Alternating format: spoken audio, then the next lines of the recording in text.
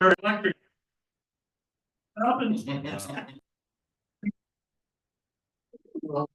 Oh, hold on, sorry. Pledge allegiance to the flag of the United States of America, and to the republic which stands one nation under God, indivisible, with liberty and justice for all. Roll call, please. Ms. Provenza, present. Mr. Soda, Here. Mayor Kibria, Here. President Suchovich, Here. Ms. Redzak, Present. Dr. Carpenter, Mr. Jamalis, Present. Mr. Long. Here. Okay, before we get started, I have a little statement to read here. Before we begin tonight's meeting, I'd like to take a moment on behalf of council to address rumors, concerns that have recently come to light regarding our borough manager, Stephanie. It has been noted that she has been seen in public watching basketball with family and friends and posting about it on social media with borough consultant Tracy Hoyst during work hours. As council president, I can confirm that Stephanie was on a well-deserved PTO last Friday. Furthermore, as council, we want to affirm our confidence in our borough manager's dedication and the good work she does for the community. We believe this incident was a misunderstanding and do not believe it reflects any lack of commitment to her responsibilities. That being said, we understand the importance of maintaining a professional image in all circumstances. Council will continue to ensure that the borough policies are followed and that we support our staff in maintaining the high standards our residents expect. Thank you. Any additional agenda items? No. We have no registered comments from the public. We'll take comments from the public. If you want to come to the podium, raise your virtual hand. Please limit it to 3 minutes. Nobody? Thank you. We're down to discussion items. Raymond.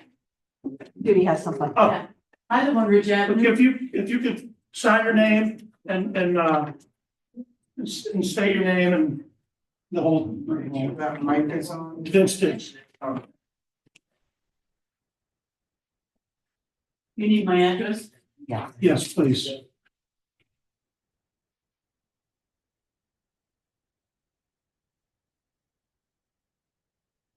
Judy Williams, 534 Ridge Avenue, Verona.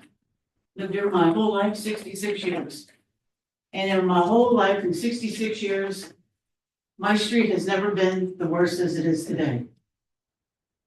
We have neighbors that do not care if they're out in the street fighting with each other, beating up each other at 2 o'clock, 3 o'clock in the morning.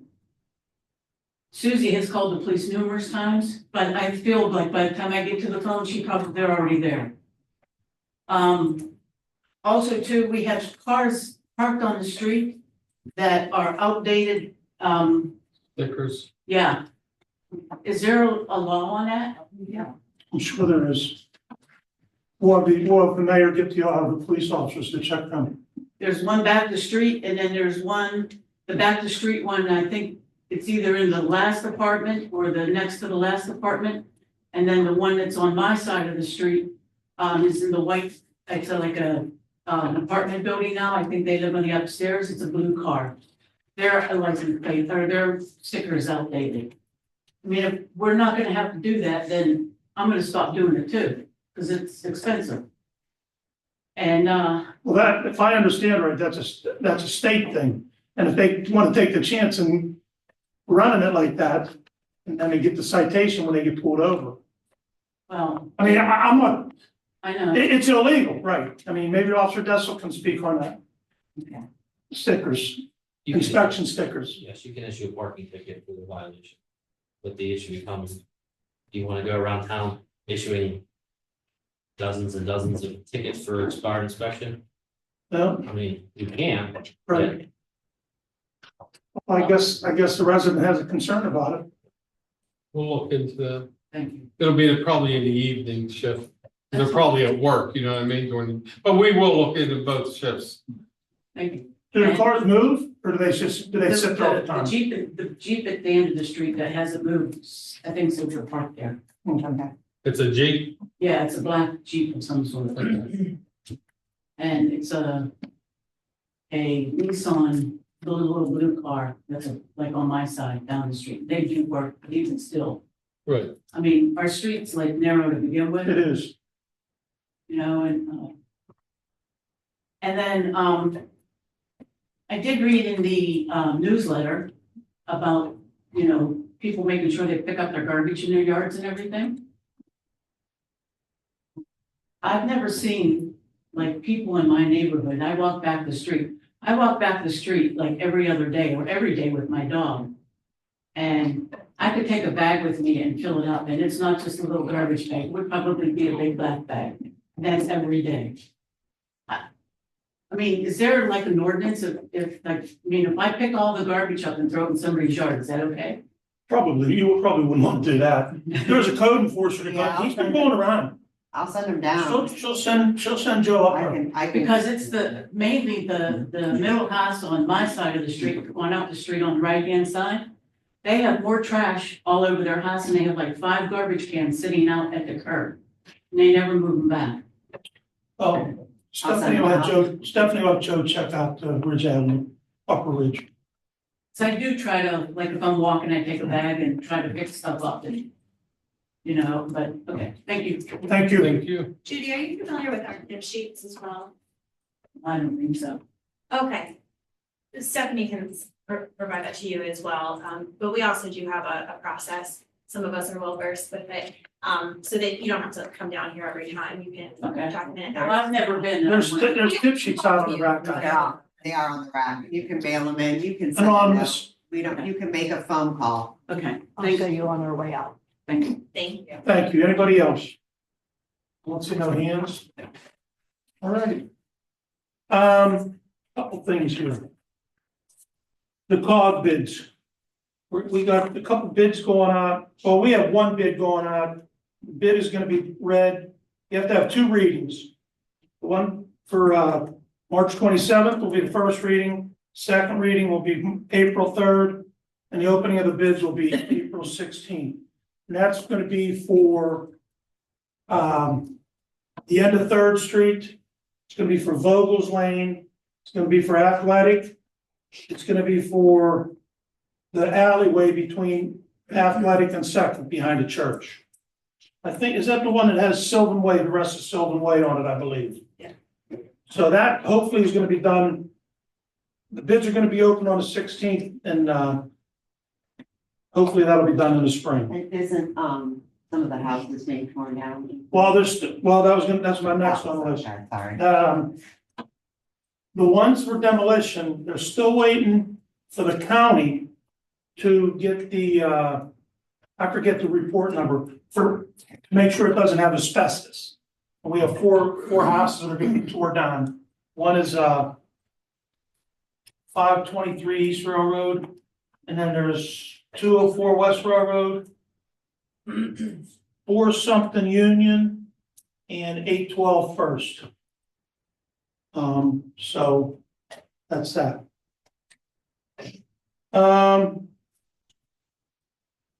Update on police schedule. What do I have for Stephanie? Oh, no, for the MOU. Did we ever get an MOU? Remember they wanted to change to 7 to 3 from 4, from 8 to 4 to 7 to 3. Did we ever get a letter from, did anybody ever do anything, Tom? Get a letter from, Trevor gave it to the mayor gave it to you. Yeah, and you gave it to me? Sergeant also has. We have to give Craig the right MOU then. That's the new one with you. Okay. I have to find, I need the letter. I don't have them, my policies in here. I'll look tonight.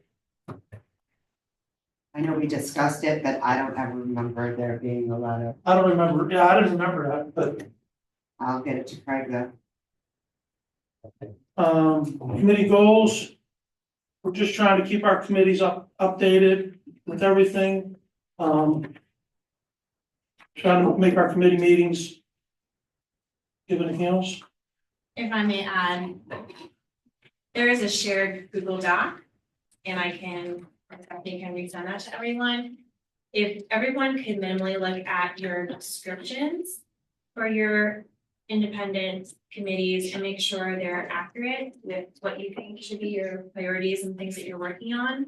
That would be great to revisit next month with everyone. And I know Stephanie has some updates on STMP. Whatever you don't mention, I'll mention when I summarize the committee. As far as additional items that could potentially be added. That's it. So you'd be resending that link to that Google Doc? I'll do it right now, yep. Yeah. Last thing I have, I want to talk about 423 North Avenue. That's been an eyesore. We've had a lot of complaints over the years. And nothing's being done because they're paying their taxes. Well, the people around her don't need to keep looking at that. We need to do something. Whether we send Joe up there and start fining her every week or every month, however we can do it. I agree. I mean, you know, she lives over in Lawnox, I think. Sell the property if she doesn't want it, and That's the problem we have throughout the town. Look how many properties we're maintaining because nobody's doing nothing with them. You know? I mean, there's 3 of them up by my house. we just can't tear them down. We just can't. Well, they're empty lots, is what Yeah. I'm saying. And I don't understand, the big government and why they allow this to happen, and I blame them. You know, nobody's paying taxes on it, it just keeps building up. You know, they should just turn it over to the communities, not only Verona, but every community. I think this situation is good, because they're paying your taxes. But still, the house is probably condemned. You know, from the pictures that we Yeah, see. it's already condemned, but it's. I did talk to It's a Joe, change. and yeah, I just wanna get the okay to start sending them up there and do. I agree. Once she starts getting some fines, They she's gonna have to should start be doing something, the maximum fine every week, send it. however often we can. Exactly. So does this application to register abandoned real property, is that, That has nothing to do with me, so I'm not sure. I think that's just a fee schedule. well, what I'm saying is that's an abandoned real property, isn't it? Well, it's not abandoned because essentially somebody's paying on it. It's abandoned, nobody's living in it, I read the ordinance, and the whole idea is that no one's living in it. There's 4 things they must do to avoid this fine, it's at the bottom, and if they're not doing it, then they have to start by paying $250, then $500, then $1,000, then $2,000, all the way up to $5,000. These aren't fines, these are fees. Well, That's the fees, question. fees, okay, How they fees. work. But this is an abandoned property, it is not up to code, it is not being maintained, it is not being up for rent, and it's not up for sale. And those are the 4 things that must be happening to avoid paying this fee. If you're doing all those things, then you don't have to pay this fee, but if you have an abandoned property and you're not doing those things, then these fees apply.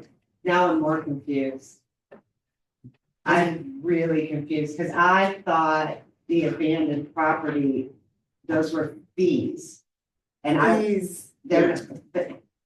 thought at any point, if the property had nothing on it, and it was considered abandoned, you had to register and you paid a fee, not a fine, a fee. Because I was gonna ask why there's so many different, I understand the difference between a fee and a fine. But they're 2 very different things. Like my thing was what we were trying to figure out, because people do actually ask about filling this out. Is what is the fee? So the ordinance that, as I understand it, goes with this form is explains the whole thing about abandoned property as opposed to vacant lot. This is a vacant property. It's still a structure until it falls down. But the taxes make it so that someone cannot buy it on the vacant property recovery program. So she's been paying her taxes, so no one can go after that property. But if it's vacant and it's not up to code and so on and so forth, then this fee, whatever you wanna call it, gets assessed to that property owner. That's not how we've been doing it, so. Actually, there's a code, 118 Uh-huh, and E code 360 about, dangerous yes, buildings and, there's a, there's our There's a code. fine. meeting. and we can have the house torn down at the cost of the resident. If she That's gives true, proper too. notice. Yes, yeah. We need to look into this. Craig, Code 118. ask Craig about that ordinance. It was written in 2018, I'm pretty sure. If not 2018, it's 2019. But we were trying to figure that out to put it on the fee schedule. We might need to redefine this a little bit also because it has a less than 1 year fee for $250. Yeah. I have 3 neighbors on my street that go to Florida for 6 months a year. So. Yeah, but as long as their thing is maintained and up to code, When they go in the winter, you don't have to worry about that grass or anything like that. There's literally nobody there for 6 months. They could have water pipes break and they can plug the street out. yeah, well, Technically, they can. the intent behind the ordinance when it was written had more to do with completely abandoned properties that turn into blight. I mean, just like this lady now that's paying taxes. Mhm, Yeah, it's vacant. mhm. Still owns the house. How Right, do we know it's vacant? How do we know she's not sleeping in the basement?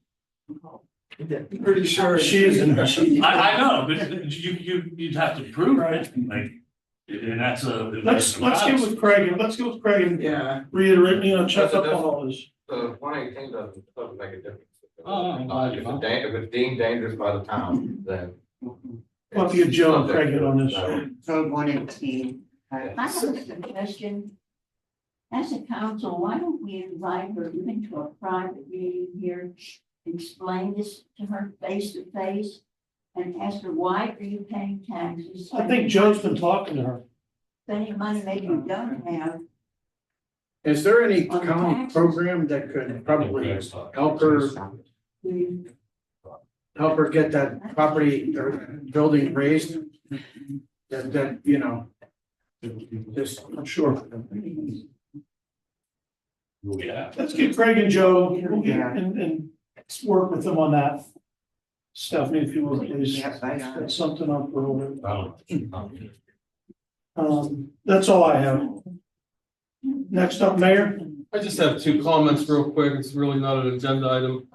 Just to update, Sergeant Francos and Officer Dessel.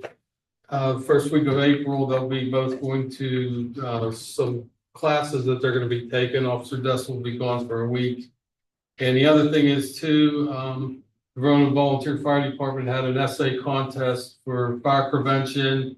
And I will be presenting certificates of achievement for 4 of the kids, and I'll let Dan announce their names at the regular meeting in April. That's all I have. Thank you.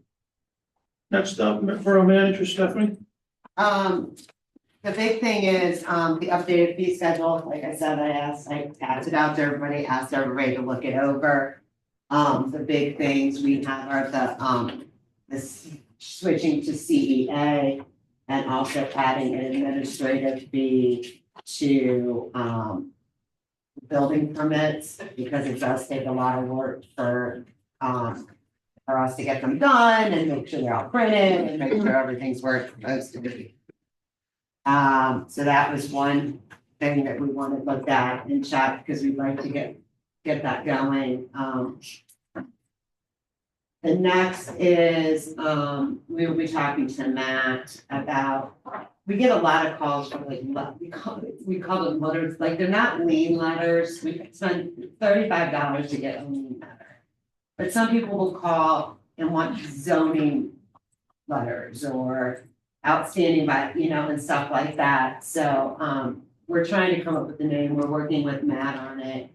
It would be under the no lien letters. It would be $35, but it would be for any time we have to do something like that. And then The other thing, and I guess I'm more, like I said, I think I may have figured out why there's an issue. Because the two different codes now, I found one is a registration and then one is a fine. The registration's $150 for an abandoned, registered abandoned property. The other ones, so I am gonna work on straightening that all out so the form matches. It can go into the fee schedule. Because right now they're obviously not, they're not matching. Can I add to that? We've been talking in our committee meetings. Wow. Can you speak up, sorry, Jessica? We've been talking in our Parks and Property Committee meeting for 6-7 months now. We went over this ordinance that you're referring to. It's only for vacant structures. Talk to Craig, did you ask him what it would take to add vacant lots to that? Because there's becoming more and more vacant grass lots. And this ordinance does not cover those. It covers lots that have vacant structures on them. Okay. And also make a note that the current policy is only for the residential district. So we might want to look into having the same policy for the business district, because we don't want a lot of abandoned buildings popping up there.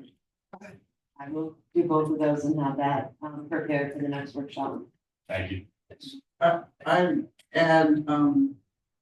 Vacant lots might just be a different ordinance because there's no code, there's no building. So that's why I wanted to ask Craig, if he could just add it to this current ordinance and reword it, and save us from having to rewrite a whole new ordinance, then rather amend it than have to write a whole new.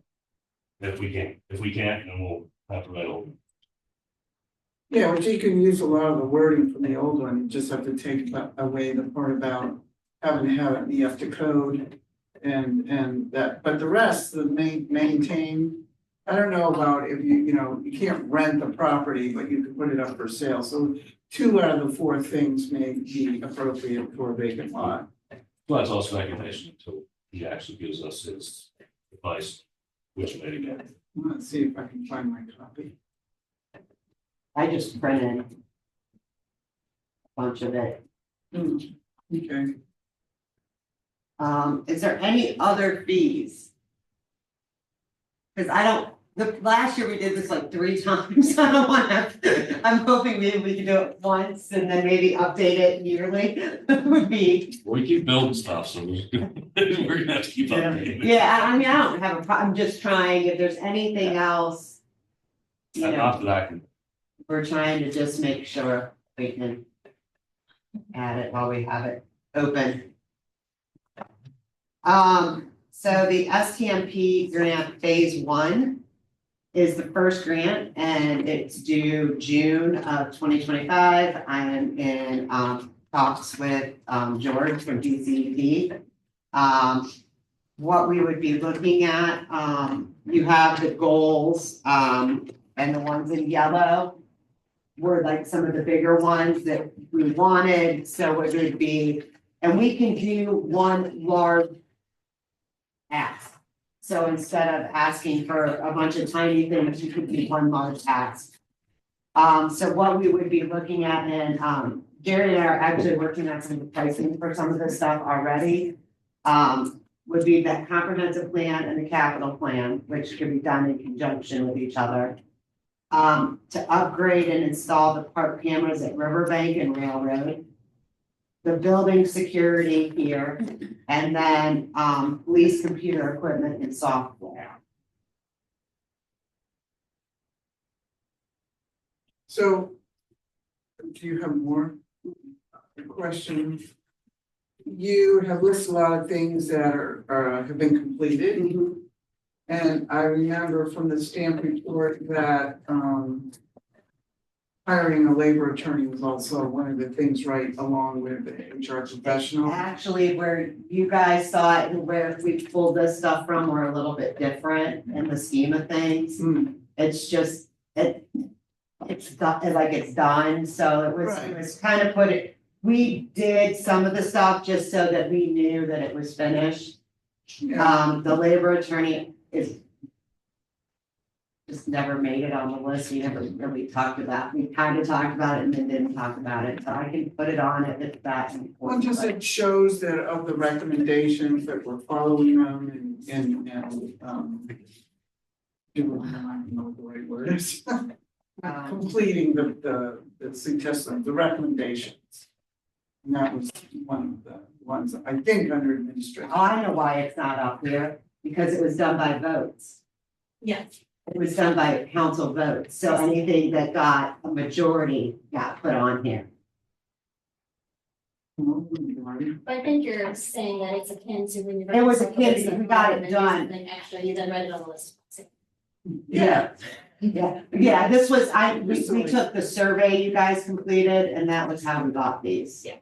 That was not necessarily like the whole list, you know, we will go through with the interns here, and she will go through everything that's been completed within the stamp, which will show that we hired a labor attorney and all that stuff. Okay, There's more for grants. thank you. So you said you had other ideas in your. Yeah, I can touch on them now or wait till my video report. Yeah. Okay, so as part of the strategic planning committee, which is a new committee, we are systematically going through the CMP reports item by item and trying to ascertain which committee would be most appropriate to handle it. So thank you so much for mentioning the 5-year capital plan. I think that's an excellent idea to combine it with MAP for a comprehensive plan, because that would kind of be a huge undertaking for any committee, even one that may have multiple committees assigned. For that, and for capital plan in particular, we're thinking parks and property combined with finance, possibly also with strategic planning. Ergo, I think a grant for it is excellent. And remember, this will be a stamp. This will not be a map. We are not going after a map grant. We are going after a stamp grant. The stamp grants have better funding ratios. We get a certain amount of money because we did do the first phase. Map grants required a 50% match. Stamp does not. So this is not a map grant. So I just want to make sure that Thank you for clarifying. Yeah. Do we know yet what our match? we are writing a letter. It should stay at 10%. It depends on how much we write the grant for. And that you're talking about the stamp, 10%, Yes. Map would be 50. but can't we also write a letter and get that down? When I talked to George, Stephanie, and Bethany from DCED, they all told me the same thing, was to go out. Since we automatically know the stamp funding is there for us, to use the stamp funding. It does the same it does, Oh, okay, we can use it for a comp. yes, Oh. you can use it for basically anything but like cars and stuff like that. Okay. Great. A couple other priorities noted in the STMP stamp report that we discussed include one that Kelly actually brought up at a recent meeting, which is digitizing our borough records, updating Eco 360 and a number of other things. We discussed that there actually is a service that we could enlist to help rectify that. So we didn't know if we wanted to consider that, look into that in terms of cost. I can look into that. Okay, cool. Because we're a little bit behind.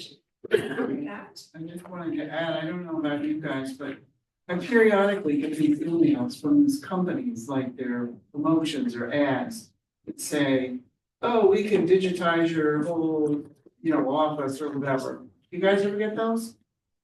I actually didn't until you mentioned it.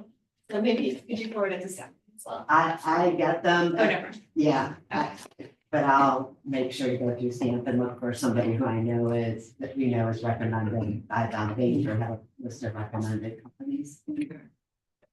A low hanging fruit that was not in council's highest ranked items, but it's still in the STMP report and worth discussing just for being a low hanging fruit is having a street sign inventory. I know from time to time we talk about signs that may be missing. I know DPW has a list of those that we have in stock.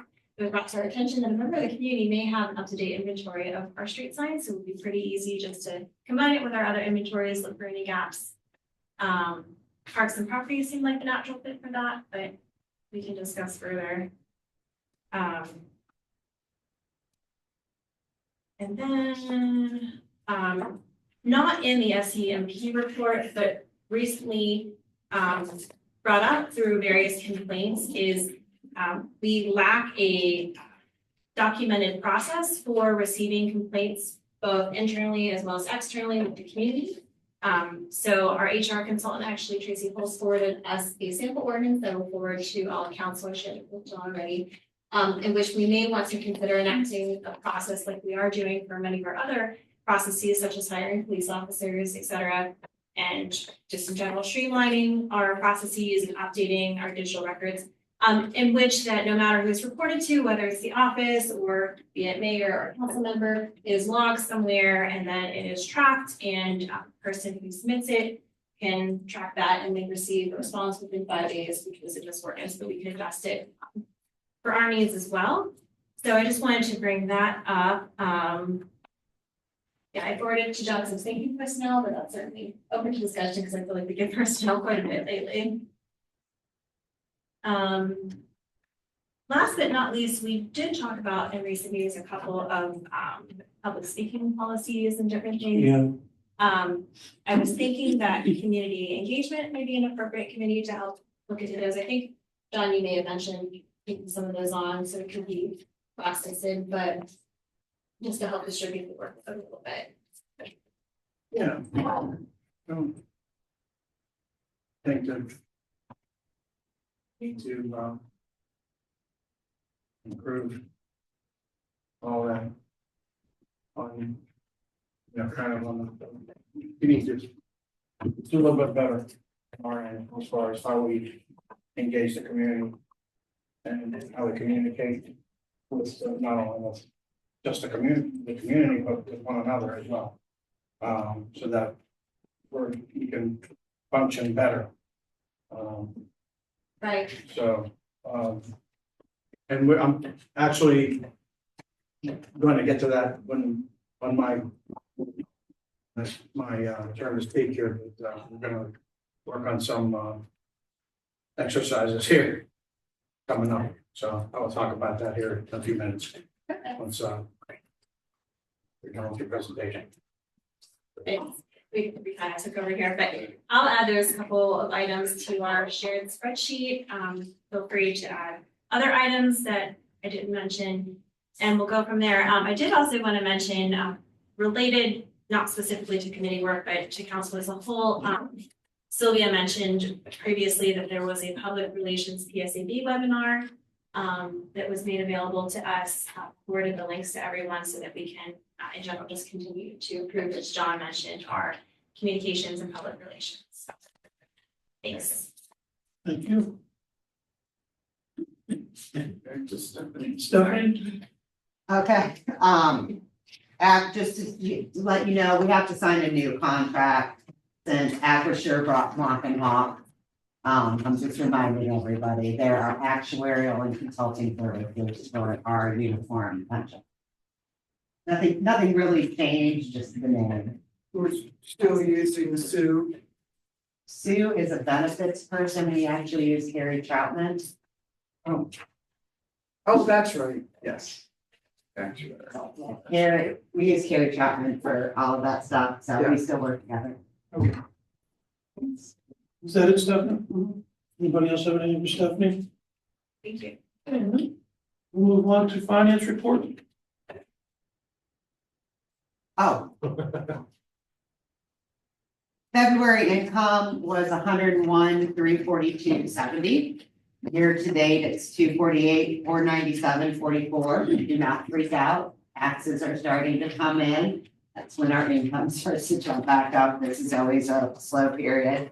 Our expenses in February were $168,444.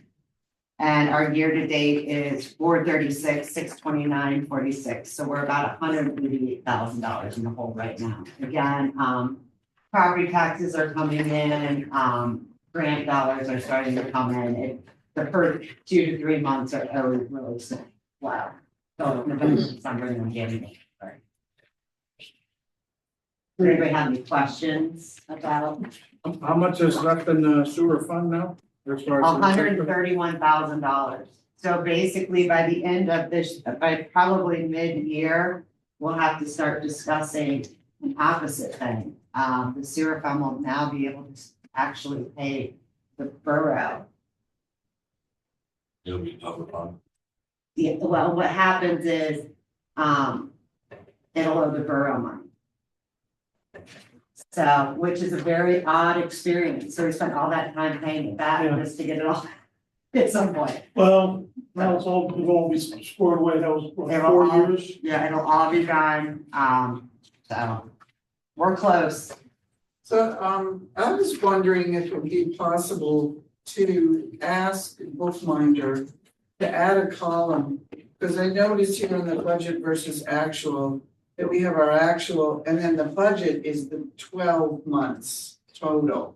And it's hard to compare I how we're asked doing and they said no, annualized, they said no, there's no way to compare. no. Because you have to do that in QuickBooks, unfortunately, and I know this to be true, because I've done a lot of budgets in QuickBooks, you actually just take the year and divide it by 12 and spread it across. It doesn't work right, and that is not in their requirements of things that they will do for us without charging us extra money. So you have to just take that number and divide, that's why we do the quarterly. There'll be a finance meeting, sorry, Tim. Finance meeting will be a week later because it is the day after Easter, so we'll be having it on the 28th of April instead of the 21st of April. And we will also present those quarterlies after the finance committee sees them to the board, so you'll get to see where we actually are in accordance to the budget. So are you gonna be advertising that change in the meeting? Yes, we will. Because I might have a change too, so it would, that would work out well. Okay. Okay. That's it. Okay, committee, Parks and Property, Mr. Floda. I have nothing at this time, but I will be helping Commissioner she gives her. We had a meeting with Bob after that, it's. I'll chime in. Okay. Community Relations, Mrs. Provenza. Thank you, Mr. President. We are going to have our next meeting will be on Monday, April 21 at 6 p.m. That is the third Monday of April. Here in the Borough Building. And we are going to be discussing a better way to communicate council with our community so that we can all work as a team together. That is one of the things on the agenda, and if anyone would like to add to that, we'd be glad to talk to you about it. Thank you. So, did you say you were gonna have your meeting on the 21st or the 28th? You're gonna keep it the day after Easter. Is it Easter Monday, like a national holiday now or something? I don't know, that's, I don't. I don't think so. I don't think so. It's just on the calendar. The last meeting, St. Patrick's Day. I know, every one of our meetings keeps falling off. Yeah, I have no, yeah, Does anybody have any problem with having that day? Or do we can check? Well, just, if we're gonna change the finance meeting, it's just an extra day of having to come in for a meeting, I don't know. What's your committee want to do? Without.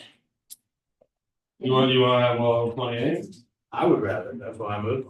I I don't want it the day after. You have it on 28th. It is a national holiday, by the way. That's what I thought. Yeah, it is a public People were laughing holiday. at. really? Yep. Nobody Laughing gets off at it, on see, Monday wrong. after Easter. Well, now we all do, because it's a national holiday, see what just happened? It's a public holiday. So you want to change it then, Mr. Provenza? That's fine, well, we can. Okay, You so take care of that stuff? I have to write myself a note that I need to change all the committee meetings. So on the 28th. Well, there's just two.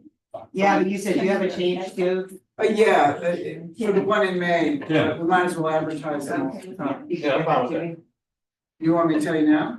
It doesn't matter. I can. May 20th, would be a scheduled, public safety meeting, but that's the primary. So I hadn't really thought about when to change it to, but I guess I could do it the following Tuesday. That's the day after Memorial Day. That's not a national holiday, Yes, it's I'm just fine. saying that. Just saying. That's also the workshop meeting. No, But it's important. Yeah, it is. Oh, It is a workshop meeting. May, Yeah, May May? 27 is a workshop. May meeting. 20, the 13th and 27th are the meetings Right, in May. so let me think. And Shayla's gonna have to do something about their meeting. Why don't you figure it out, get back. Let me just think about. when yeah, to just change get it to. out. I'll just have to do it sometime at the April. Yeah, Okay. okay. Finance, Mr. Knoll? I have nothing. Okay, thank you. Public safety, Dr. Carpenter? Thank you. Had a public safety meeting last Tuesday at 5:30, March 18th. We talked about several things. Let's see, we invited Joe Luera, the code enforcement officer, to come to the meeting, and he updated us on quite a number of things. Actually, he had some news about 423 North. I guess he filed something about that property. Not 100% what it, okay. Like I said, I called him last week or something, talked to him about all this stuff. Mhm. He mentioned that, and, he talked about what he's doing, how he's doing it, catching up on what he's focusing on. He did mention that he is going through the alleys and noticing all the garbage in the alleys, and that he was gonna start to pay closer attention to that as well. So, I don't know, where that stands, but that was as of just a week ago. I noticed that, we talked a little bit about, traffic calming and the things that Matt ordered are down there, They're down there. at Ridge, just little yellow things with black stripes that say slow down. That's great.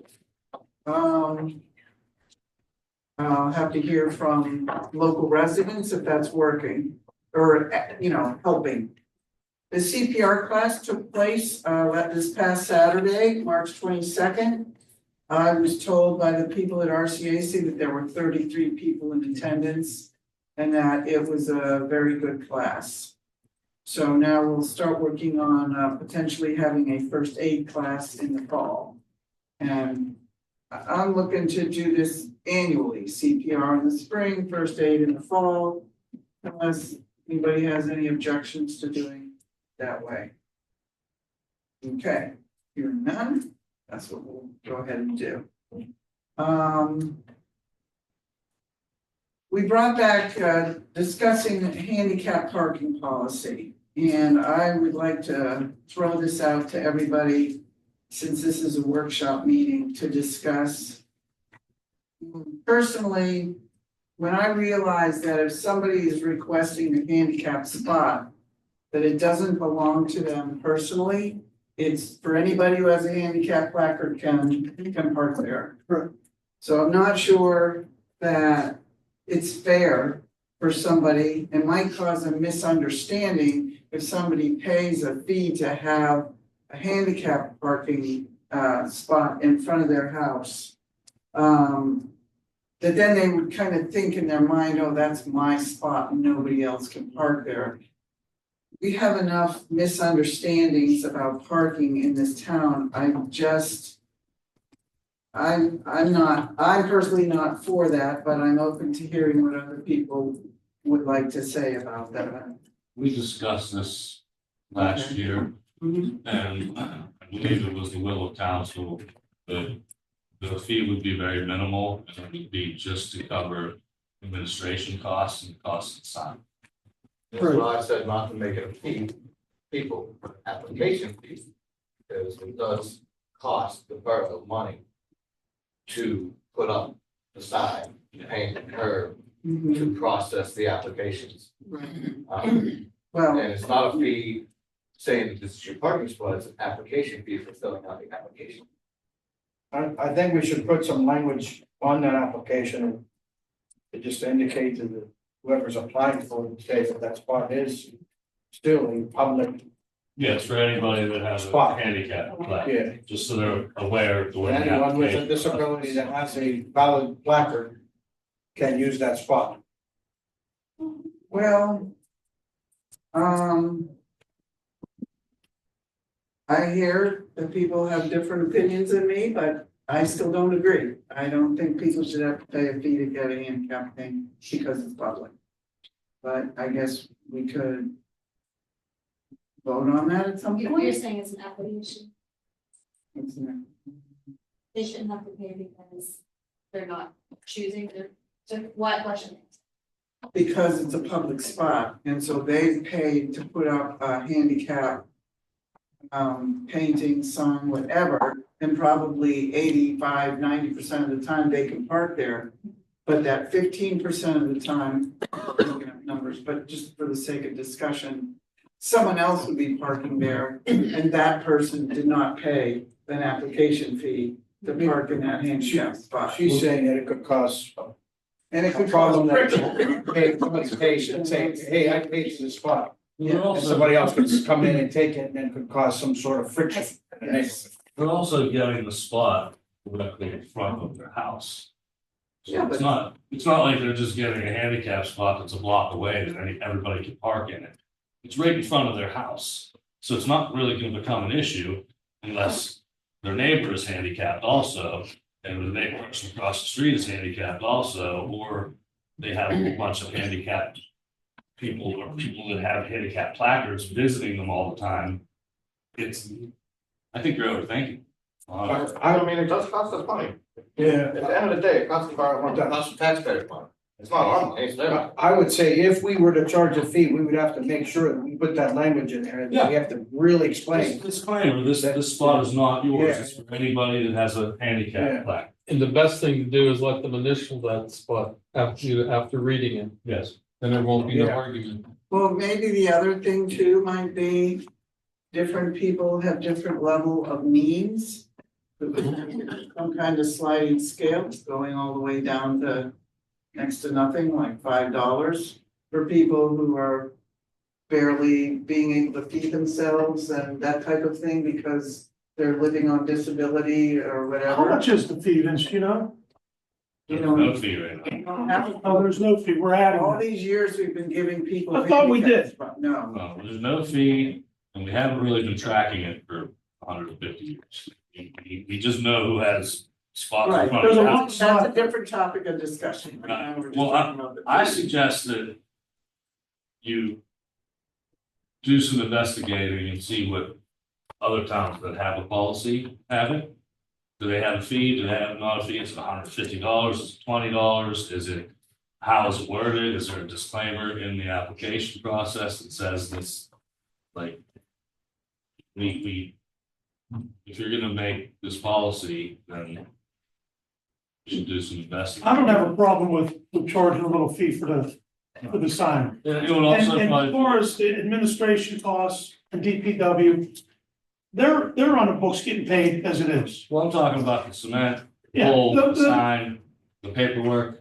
So if we could get, and that's like, if you could ask DPW how much the sign, the pole, and the cement cost, Okay. we'd have a place to start, bare minimum. Well, there is that, but if when we go to the next part, talking about how often to check on whether people should have one. If someone has moved or passed away or whatever, and then we don't need that sign, then you're taking that sign out, then you can reuse it on someone who requests a new sign. So it wouldn't really cost anything for the sign or the pole. If the sign's Be a still little It bit would of be blue falling, paint. you can't just jackhammer concrete. Something to look into. You have to replace it. It's something you get to find out the pricing and go from there. Okay, and the other major part of well, I also am not a fan of having a formula and measuring and doing all that, so I would not vote for that. Or be willing to put it into a policy, other than the payments. Measuring and formula? When we first looked at this months ago, we were supplied with a couple of samples, and some town somewhere has some kind of formula to measure, like, How many spots you how can put many on the spots, street? how big they're supposed to Oh, be. yeah. I'm not. I think part of the problem with that is, and I think what that's trying to get at, is if you live on, let's just say north, and there's 6 handicap parking spots in a block, then where do the other, where do the other people who live in that block park if they're not? I think that was kind of what the thought process was trying to not have an entire block. Even a street like School Street, which is very limited, dead end street. Yeah, and I would suggest when you do the policy that there's things on there like questions, do you have a driveway or a carport?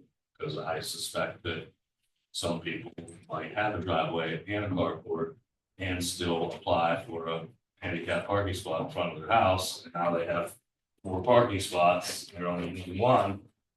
And they should probably be using their driveway, so I could just see arguments over that happening. too. My neighbor has 5 parking spots now, they have a driveway, they have a garage, they have a carport, and they have a handicap spot in front of their house, so. We should probably ask some questions like that and maybe recommend. I'll take an on-street spot if they can park right next to their house in the back. Right, but there might be more than one person with you now. Yeah, but that's why it's good to ask questions, and then we decide. Okay. The other thing that was discussed is the idea of checking yearly or every other year. It was brought up to consider the rental properties. There's an inquiry every year with a regulated rental. So that could be tossed in there for any of the handicap spots. And can you guys remember do you remember, John, approximately how many handicap spots we have in the entire town? What we asked Jerry at the time, he had an answer, and I now don't remember. But they said, I think somewhere along, I want to say 20 or 30. 30? I thought he said more than that. I think it said 50, I think. Okay, so whatever it is, it. Tom, you know, there's a I said 75. 75? 75? Yeah, I knew it. Okay. But we have 1,000 households, so it's 75 out of 1,000 households, so. It's not totally overwhelming with that, but homeowners do not have that inquiry. I'm not sure that I would want to make any difference between how often homeowners are inquired into their handicap spot versus how often people who rent. I think you do, if you do it once a year, you do it once a year for everybody. Okay, That's my opinion. Or twice a year, or every 2 years, or, however we want it. So- yeah, but you don't wanna segregate that. So saying that we are doing it the same for everybody, do people think we should do it every year or every other year? I think we should probably do a year, and the reason being is that you might have a person. People pass away or Move move. that, and then people might need it for, you might have like knee surgery. Okay, and you might need to have a placard on a temporary basis, right? And you probably need to have like some people have those, like the one where they have to have the stroller on their knee, and they're walking around and have to get the, and you need to have a placard on your vehicle for that, and that's like an 8-month recovery process. I'm okay with doing it every year. So, I mean, I would say you have to do it on a yearly basis. So that, okay, I don't know that you can, it's actually a good point because I don't know that you can get like a short-term handicap placard. You can't. You can? On short-term disability, you can. Okay, because And that's something you'll have to think about too. So that's why yearly makes sense. How are we going to? How are we gonna do this? How are we going to investigate? What's gonna be the process? What do people think should be the process of how to do that? I think it's whenever the application is time to get renewed is when But it gets investigated. no, some of them are renewed every 4 years. But no, they renew, if you're doing it on a yearly basis, that gets renewed every year, right? No, No. what Nancy's saying is Oh. if you get a handicap placard, sometimes it Oh. lasts for 4 years. Oh, yeah, wow. So I'm just wondering, and if any of the officers here wanna chime in, as to what or how are we going to determine if someone still needs their spot? I have maybe a solution. During the application process, they would have to submit the proof of their placard, correct? Mhm. It should say when. And doctor's excuse. Yeah, and it should say when it expires. But what So we she's- could flag that in the system. That it expires this year. Check them whenever. Yeah. They I expire. think what she's talking about is right now, if we have, 70, 75 of them. There's one on North Avenue, I believe, that people moved out of the house and it was still there. Right, and if you, let's say you get your placard tomorrow and it doesn't expire until 2029. So, but we're saying that we're gonna check on whether that person still needs it every year. Do we just call them up and say, maybe you still need it? I don't know, I don't. have Are they an gonna answer. tell you the truth if they have a handicap spot placard that's good for 4 years? Did you want to say something, sir? Yeah, I thought we talked about at the public safety meeting, if there were rentals, that they were gonna be included with the rental. Well, that was one suggestion, we didn't make any decisions. I know we didn't make a decision, but we talked about You it. mean a regulated rental? Yeah, we would add it onto there, and then when they moved out, don't they have to turn something in, or don't we know that they leave, and then we could redo the spot? Well, see, that's the other thing I was thinking, even with residents, if someone happened to pass away or something. The homeowner or the estate or whoever would be responsible for notifying us, to remove the plaque. If not, there'd be some type of, surcharge or something. There should be something in the application. Yeah, that if you don't need it no more, somebody passes away or moves, that it should be, called to the borough that, we're no longer there. Yeah, we talked about the homeowners having every 2 years renewal, or just on Yeah. our permit, and then Yeah, rentals but every year. it was suggested, Jerry, but I'm not sure that that's equitable to To to just- to define update? like who can own a home and who's renting it, doesn't seem quite fair. We have to Don't we do know the who's same for renting? everybody, like We you were have saying. regulated rental permits, so we should know who's, who's renting houses in the room. Cause then we'll know who's moving in, if they need a parking spot, we can accommodate that, we can do all of one swoop. The homeowner, like I said, we can reach out to them every 2 years or whatever we agree to. And send them I think we should do mail, homeowners something in the mail. every year also. And I'm just saying, if it's a Well, every homeowner, lease is year to year, right? Most of them. Usually, yeah. So that would be easier for that. well, there's a regulated rental process, so there's all of that. We could try to include that, but if it's a homeowner and they're not doing a regulated rental, Then we send them one every 2 years, something in the mail, says, hey, do you still need a permit? Here's, But do you? why are agree? we differentiating between someone who's renting and someone who owns a home? Because they're renting. Because rental leases are year to year, when you own your home, you own it, you sell it. Yeah, but it just complicates the process. Why not just send them all at once a year? Once a year, yeah.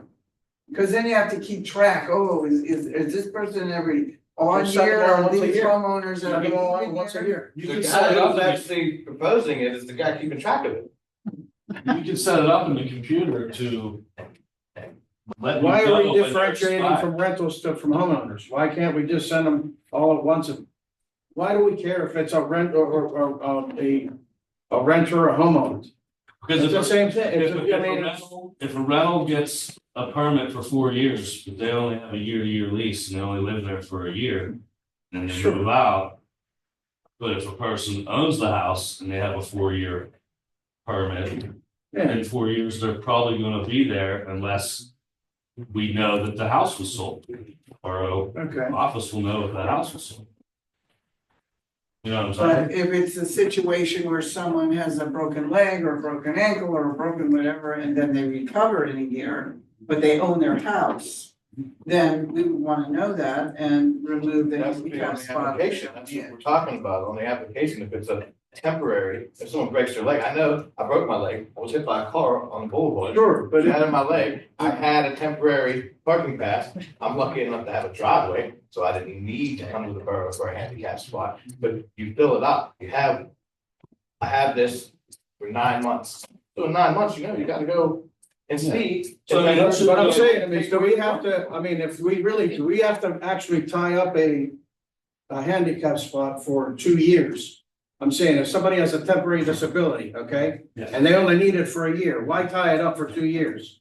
If they only need it for a year? And I get what you guys are saying, they should call the borough and say, oh, I'm all better now, I don't need this. But I'm not sure people are gonna do that because. They're probably not. That's not what Yeah, I'm saying. who are we to say how long they need it? We're not doctors. If they have a permit from a doctor that says it's for 2 years, we can't knock on their door and be like, Sure. you better yet? Sure, And I mean, it might- I'm asking this But I'm just question. saying, it might be an 8-month recovery, whatever, they just need it for like 8 months. Or whatever, That's up they to just, them. you know what I'm What saying? happens if they renew the lease and they Yeah. stay another year? Yeah. Then we're good. What I'm saying is if they say, and they got the permit, and it's only 8 months, then in 8 months, we have to check back with them people. And See if take away the they're parking really spot, good. because it was only good for 8 months. Stephanie, in the office, Mhm. how easy is it going to be to keep track of all of this, of these 75 houses? I do not keep track. The police department does. Oh, the police department, Jerry. Maybe we should, we should probably check with some other boroughs and see That's how what I they. said. Because it's. Yeah, why don't we do that? Falling into some Take revenue. back your committee Okay, and, I'll do some research Yeah. in the meantime. I appreciate everybody's input, thank you.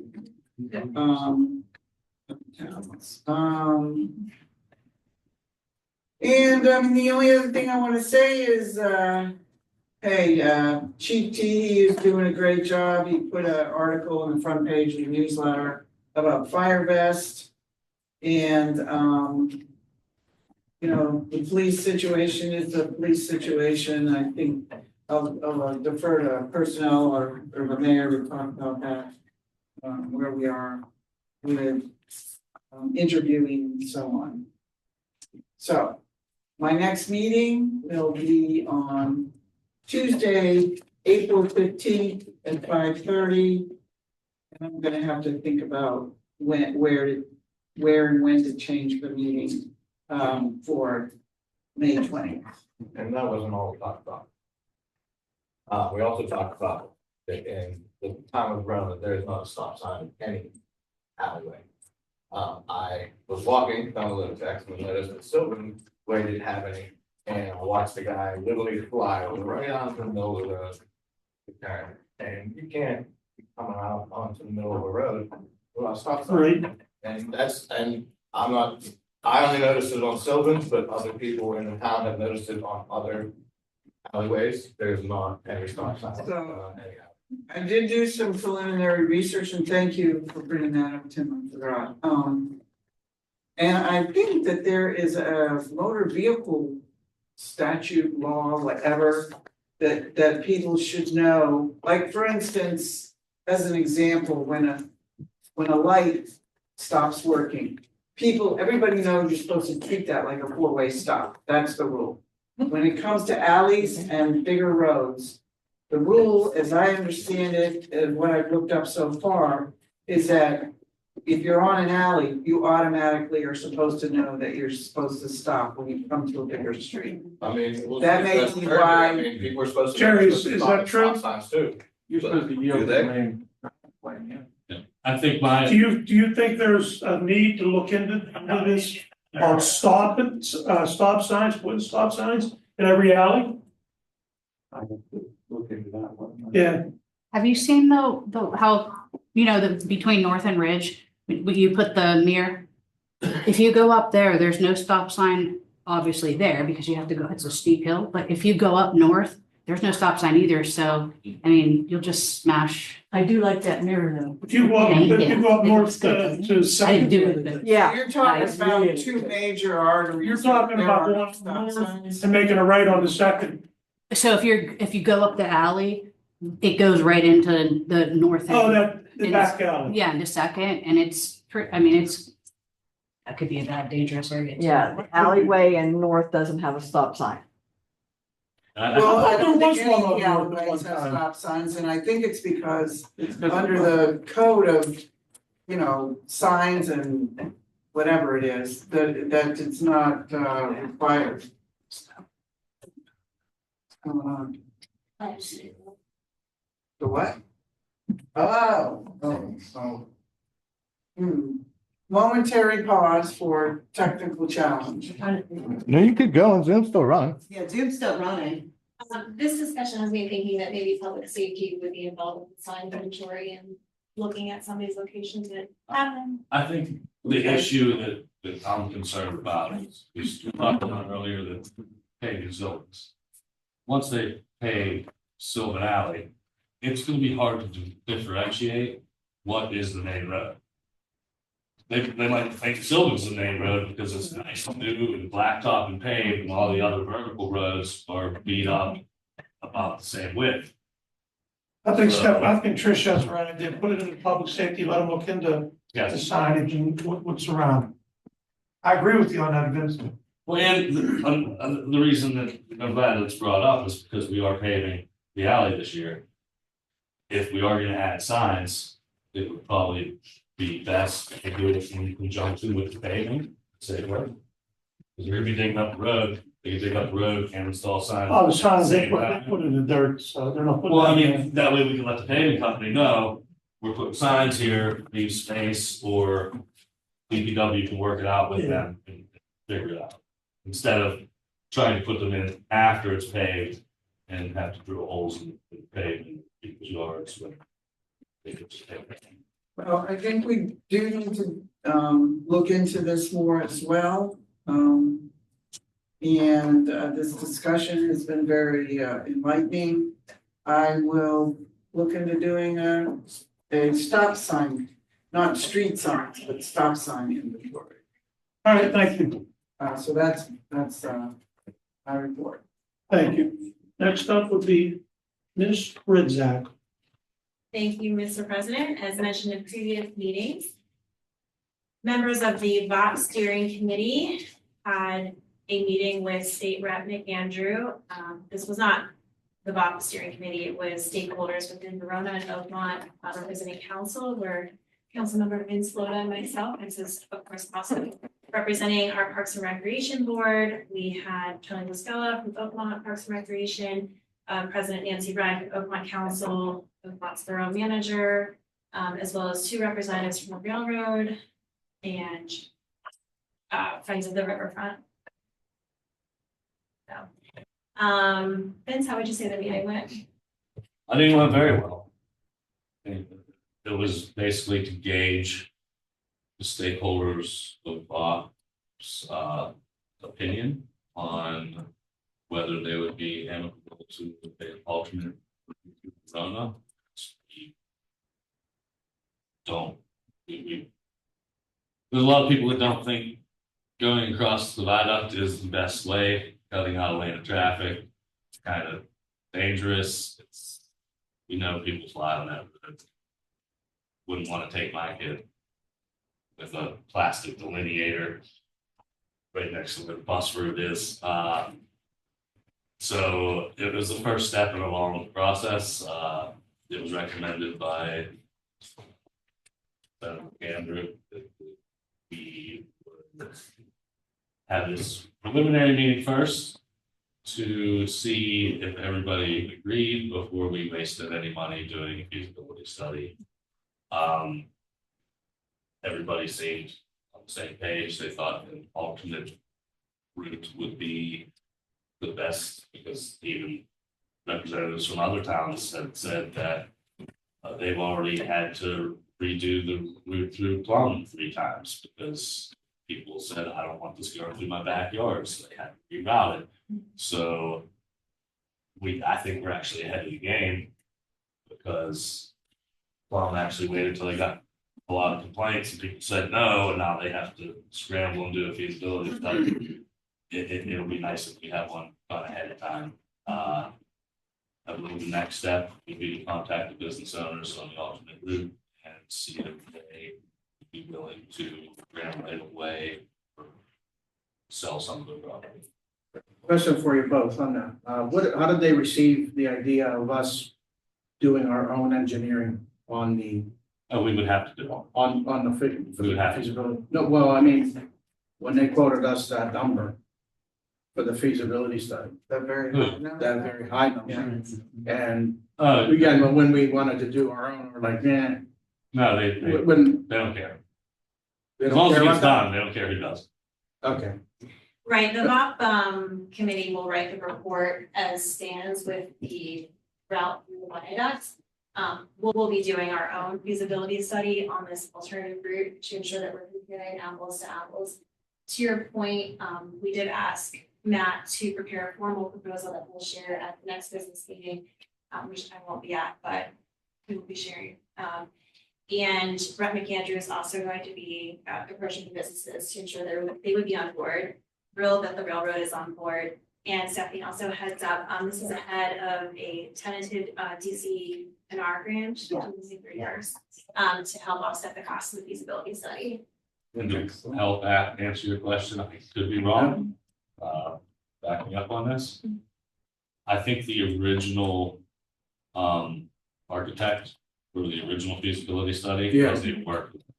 oh, yeah, Yes. Yeah, so we wouldn't be able to get the same person to do the feasibility study again because they Actually, don't work there anymore. Brian is now with KCI, so I thought we should get a third proposal. And depending on the cost, it should, even though Matt's slow, the other ones are high, so. yeah, I mean, that was, I'm fine with getting 3 proposals. Yeah.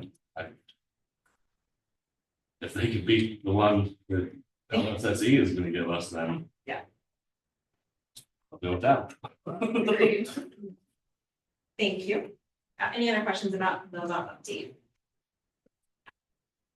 Okay, I won't take too much time, but just in the interest of transparency, I wanted to briefly share with you my slides that I will be presenting at the Main Street Now conference in Philadelphia next month, which is why I won't be at the April business meeting, April 7th to 9th. As a reminder, I'm an invited speaker to speak about active transportation as a catalyst for small town revitalization. I'm co-presenting with John Turok, who many of you know, he's with Penn State Extension School. Opening with a bit of background about Verona. This is, again, a national conference, so many people may not have heard about our sweet little town. I also think it's noteworthy, as we also discussed in our strategic planning committee meeting, that the active transportation plan is the borough's only formally adopted plan in decades. There's a comprehensive plan from the 60s. You could argue the SCMP report is the plan of sorts, but we lack a lot of formal planning. As for the abstract, we had to submit learning objectives. These are the 3 that I submitted. 1, beginning to develop an actionable active transportation routed plan to boost connectivity, accessibility, and vibrancy in Main Street areas. These are the things that attendees will learn. 2 is learn how to identify effective strategies for enhancing active transportation, such as pedestrian improvements and traffic calming that can drive community revitalization and economic growth.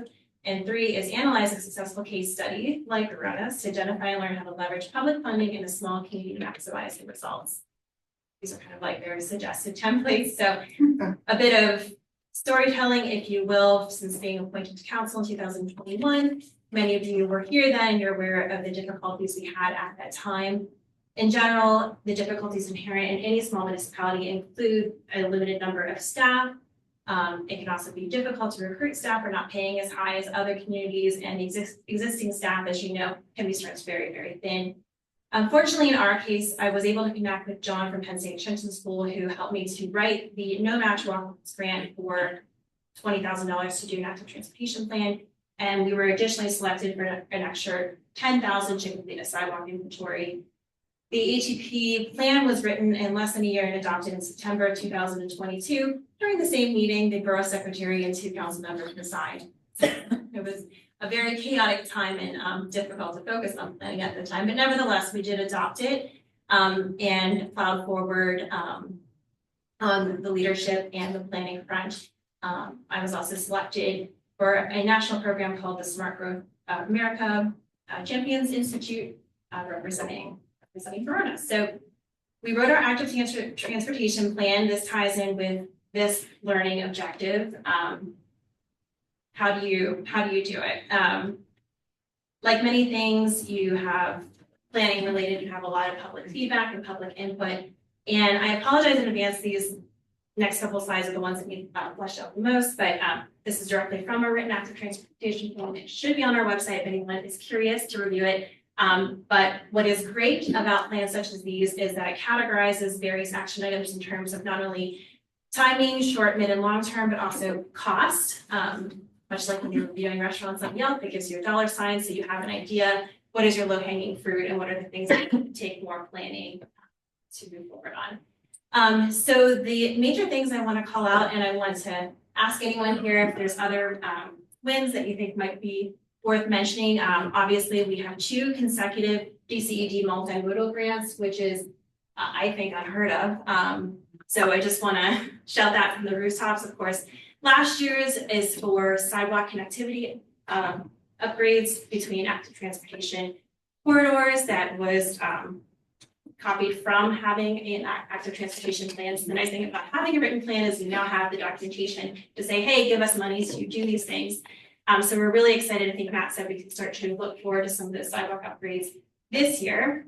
Of course, we were just awarded that second multimodal for complete repaving of Arch Street from James Street to the public docks, including hopefully some parking upgrades as well as biking lanes, etc.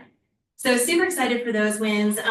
Additionally, I wanted to mention the active transportation plan called for an upgrade to the James Street crossing with the railroad. I'm happy to report that the railroad did secure funding to do that. So that is happening. So we didn't really do much for that to happen other than identify it as needed, but happy to report that that is coming to fruition. Also, the active transportation plan called for a trail feasibility study to explore an off-route connection to Oakmont. As discussed previously, we're looking into doing that right now. So, which is great. So, again, these are just my objectives from the beginning, looking for pedestrian improvements of traffic calming. I know we've also talked a lot about traffic calming on the bridge and other areas in town. So this is just a bit more about how it's connected with the Penn State Extension School, and a few other details about Verona. And then I wanted to mention some additional things that we've been working on since the active transportation plan. I mentioned the Champions Institute. I also attended a Champions Institute convening in Washington, D.C. last year. Stopped by Chris Lulio's office. Of course, we also did the Verona Borough Walk audit last year that had some outcomes that we're working on currently with PennDOT, the week without driving, and I'm sure there's other things I'm forgetting. Again, feel free to shout them out towards the end here. But other next steps, many of you are also aware that we do have another planning process underway. We have our Riverbank Park planning grant, which Matt is spearheading with Parks and Recreation. So more to come about that this year, which is very exciting. The Vaught Trail, we also have a wonderful new group that's come online since the active transportation plan was adopted, which is the Allegheny River Boulevard Preservation Association. So they're working on recreating the historical elements along Allegheny River Boulevard. Of course, I mentioned the walk audit, and then a major goal I would like to see this year is the comprehensive plan, of course, as we mentioned earlier. And my personal goal is to see a future Main Streets program, which is why I wanted to go to this conference to learn how a small municipality like ours can have a designated Main Street program, which traditionally requires the funding of a staff member at least 60% of the time. And that is all I have. So if you guys have comments, questions, or beautiful photos of Verona, please send them to me at your earliest convenience. I have a Yes. sidewalk connectivity. Yes, We have not picked, routes, correct? we did. We did? It was part of the grant application. There may be some opportunity to, you know, I just remember Matt saying we haven't nailed down the actual sidewalks and the route at the park. I don't know if Stephanie knows more. I believe that 80% of it is pretty well described, but there's probably some room for adjustments. That's what I was asking, maybe, do you think they're waiting to do that in conjunction with the park grant? No. No, okay. We are in the middle right now of actually that being spec'd out for the sidewalks, because that will actually, so that one will be done this summer. Yeah. So, Could you send me I can send a you, route? just yeah, so I can send you. a I copy tell of the Parks route. and Rec, Yeah. sidewalks, That'd be great. Thanks. thank you. That's all. I just want to say, your presentation looks great. Yep.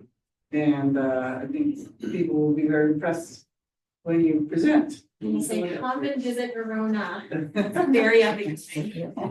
Okay, absolutely. Great, well, I welcome additional feedback. The last update I was going to say, which we mostly talked about earlier, just an update on our last strategic planning committee meeting.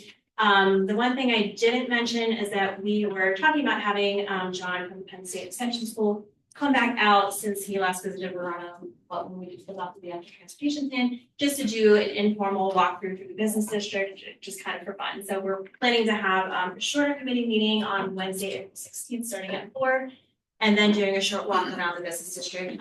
Again, all of our committee meetings are open to the public, so please feel free to join. Here in a voucher. Not as long. Thank you. What's going on? Next up will be Mr. Jamelis. Thanks, Ray. The Personnel Committee meeting convened yesterday. We had a interview with a police officer candidate, went extremely well. We had sent the gentleman over to the Civil Service Commission for testing. So we are going to be waiting for an update on that. We have another interview with another gentleman tomorrow.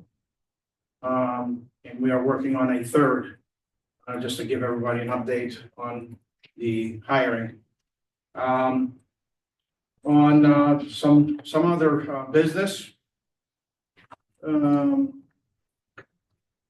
So we had the HR consultant at the meeting with us last time, and we were going over the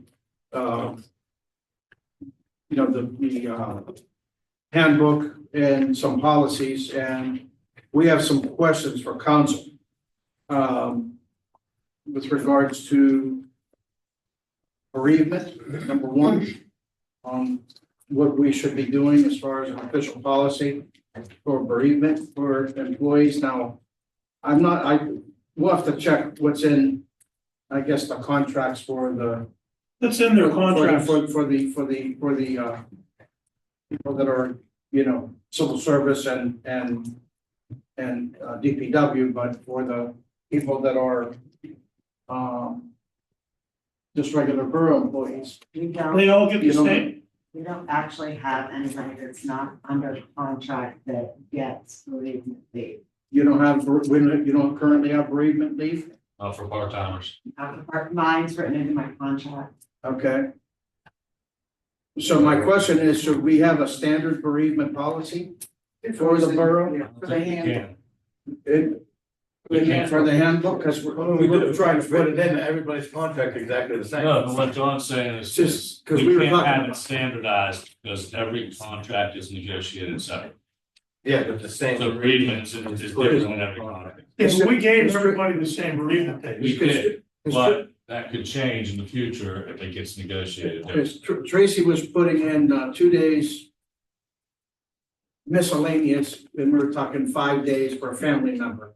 Now miscellaneous, we were talking about, because she said it would be best practice, because sometimes when we say family member, we're talking about, a sibling, a parent, but a miscellaneous could be someone that could be a significant other, like a fiance. We just Yeah, have to or, negotiate that in you the know- contract, because the thing is, Do we have to, I mean, is that something that, what I'm asking is that something that we should put into the handbook? I don't think so. Maybe we can just write bereavement, check your contract. That's Yeah. what, I think that it should say, for bereavement, you check your department's contract, because they're different needs.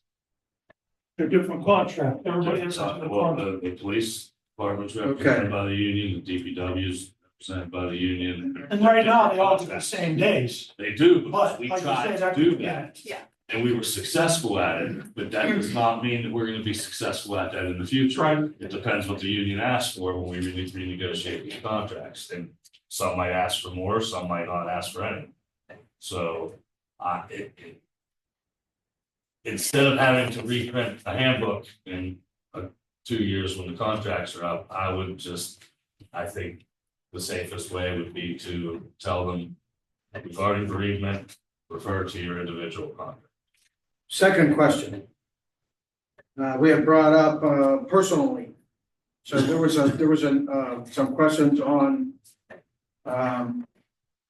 it said, there's some extenuating circumstances where some folks may need to take time off unpaid, for some sort of family emergency, some sort of issue. We were talking about up to 30 days. Well, FMLA would set in, probably. Well, I don't know if that would be the case on, there's some things where there wouldn't be an FMLA, I think.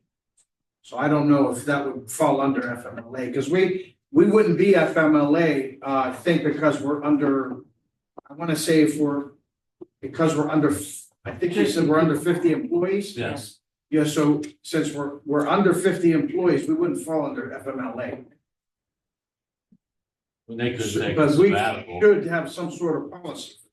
So are you asking if we're gonna pay them for them 30 days? No, they're not paid. Okay, They could take a sabbatical. And I don't know how long. So, I think you could take that up to 6 months, a year. Well, it's up to us, I think. so that we have to develop a policy for, it would have to be some sort of, like, personally, we're saying like, it would have to be some sort of a, like a, There is personal leaves in the contracts. They're different though. For each, I don't think we were able to standardize that. so would that would be, is that contract, what about our, Yeah, we need to get on. because we have, what about like our known, well, would that apply to any other borough employee, like, administrators, anybody that, is it the same thing? Yeah, Would that work? part-timers don't get contract, not the union. So they don't get bereavement or PTO, But they can take an unpaid day. they can take it. Calling and saying. So what should our policy be then? Do we say, check contract again on this? I would assume, because we just changed that. I think we tried to get rid of. I think we were able to do it one of the contracts, but we combined PTO and sick days and just made it PTO. That was mine. Yes, but then we tried to do it with the other two contracts also. And we talked about doing it in the future when they're up. But we just did the DPW's contract 2 years ago, and this contract last year. So we're trying to make it all that way, but we have to wait another year, another 2 years. And again, another question for this would be for non-CBA people. Full-time only. And then again, this is because we are not subject to FMLA because we're under 50 employees. Medical leave, would it be up to it says 12 weeks unpaid.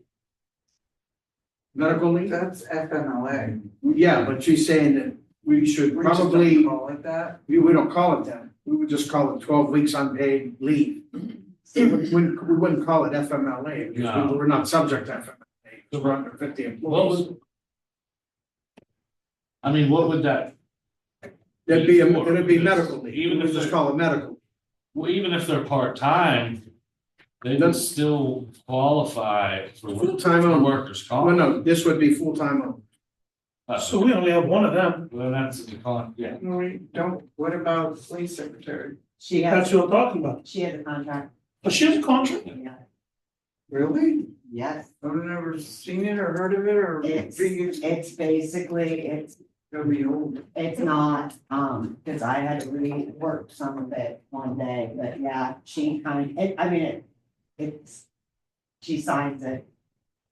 It has her, the agreements that were made, Who signed it along with it?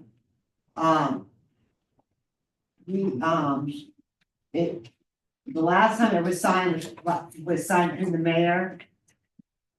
I can't remember the council member, and then I and her rewrote it. It's not, it's a contract, but it's not like my contract, it's, it just spells out everything she gets. Right. And basically copied it off of what they've done in the past. So it's just an employment. It's an employment agreement, so essentially hers is different than mine. There is no set person here who. Yeah, because Teresa's part-time. Yeah, who got the same stuff.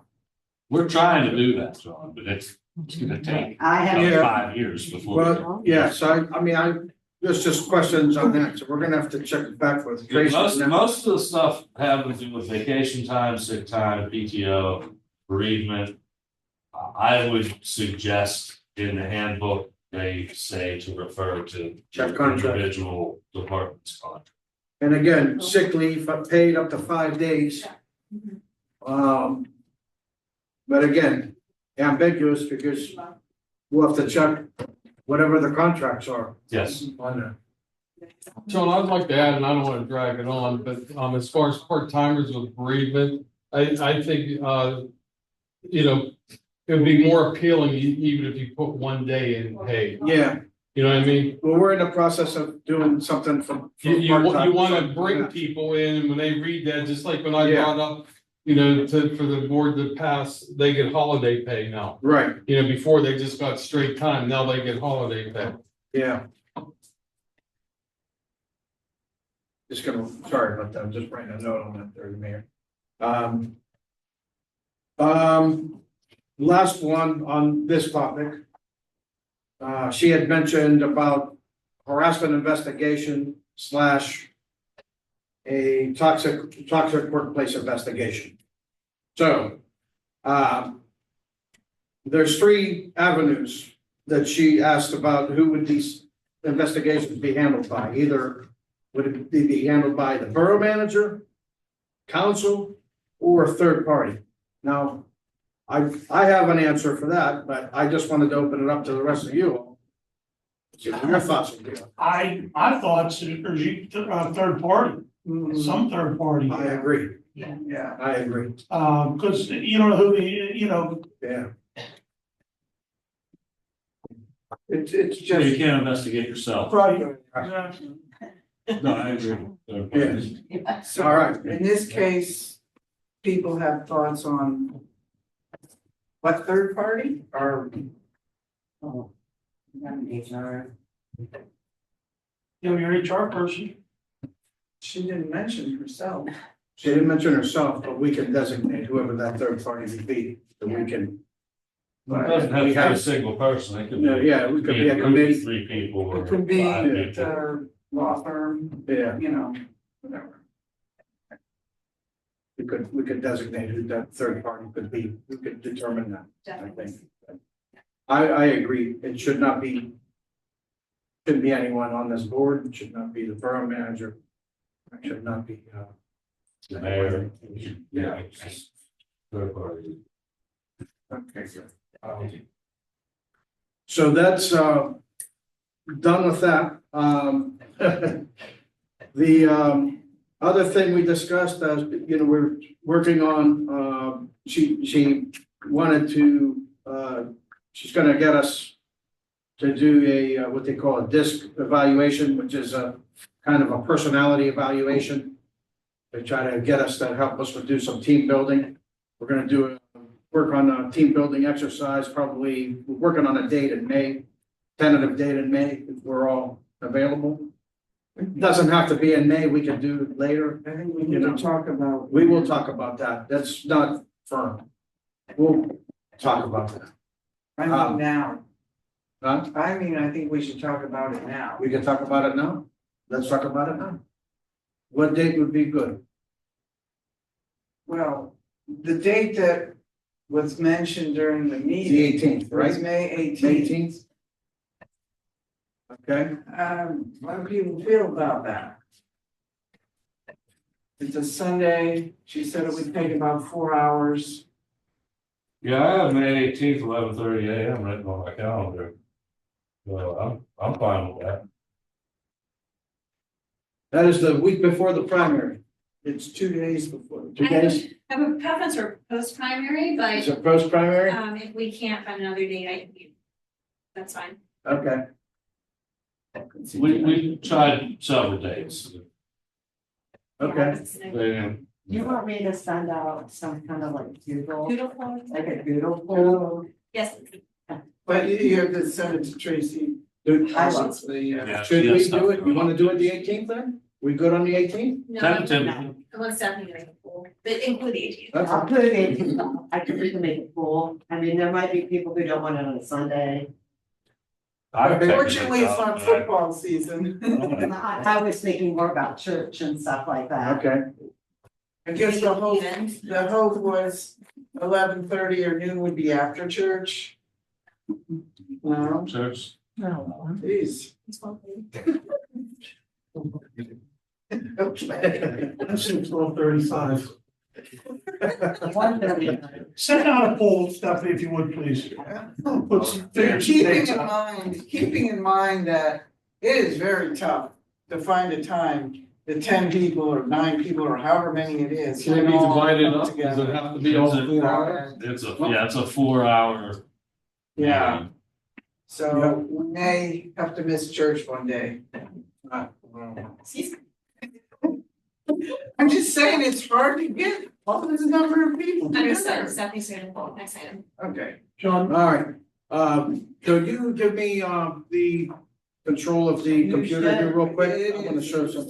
Yeah, share screen, I already Oh, made it okay, shareable. all right, I wanted to, show everybody something I worked on.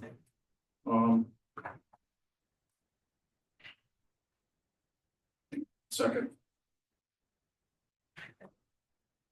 I'm terrible with Zoom, bear with me here, I'm sorry.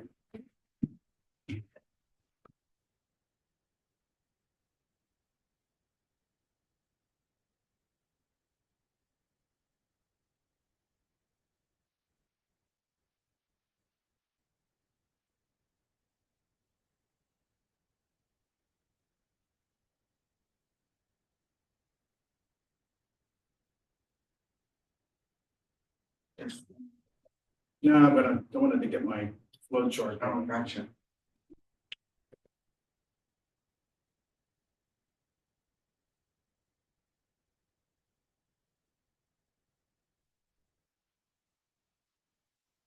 Sorry for the delay.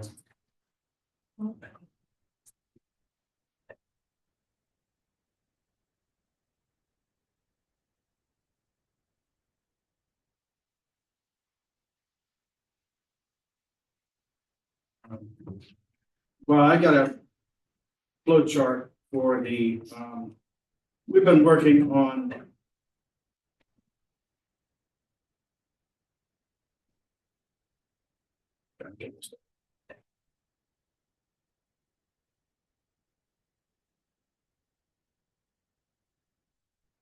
So sorry. Here we go.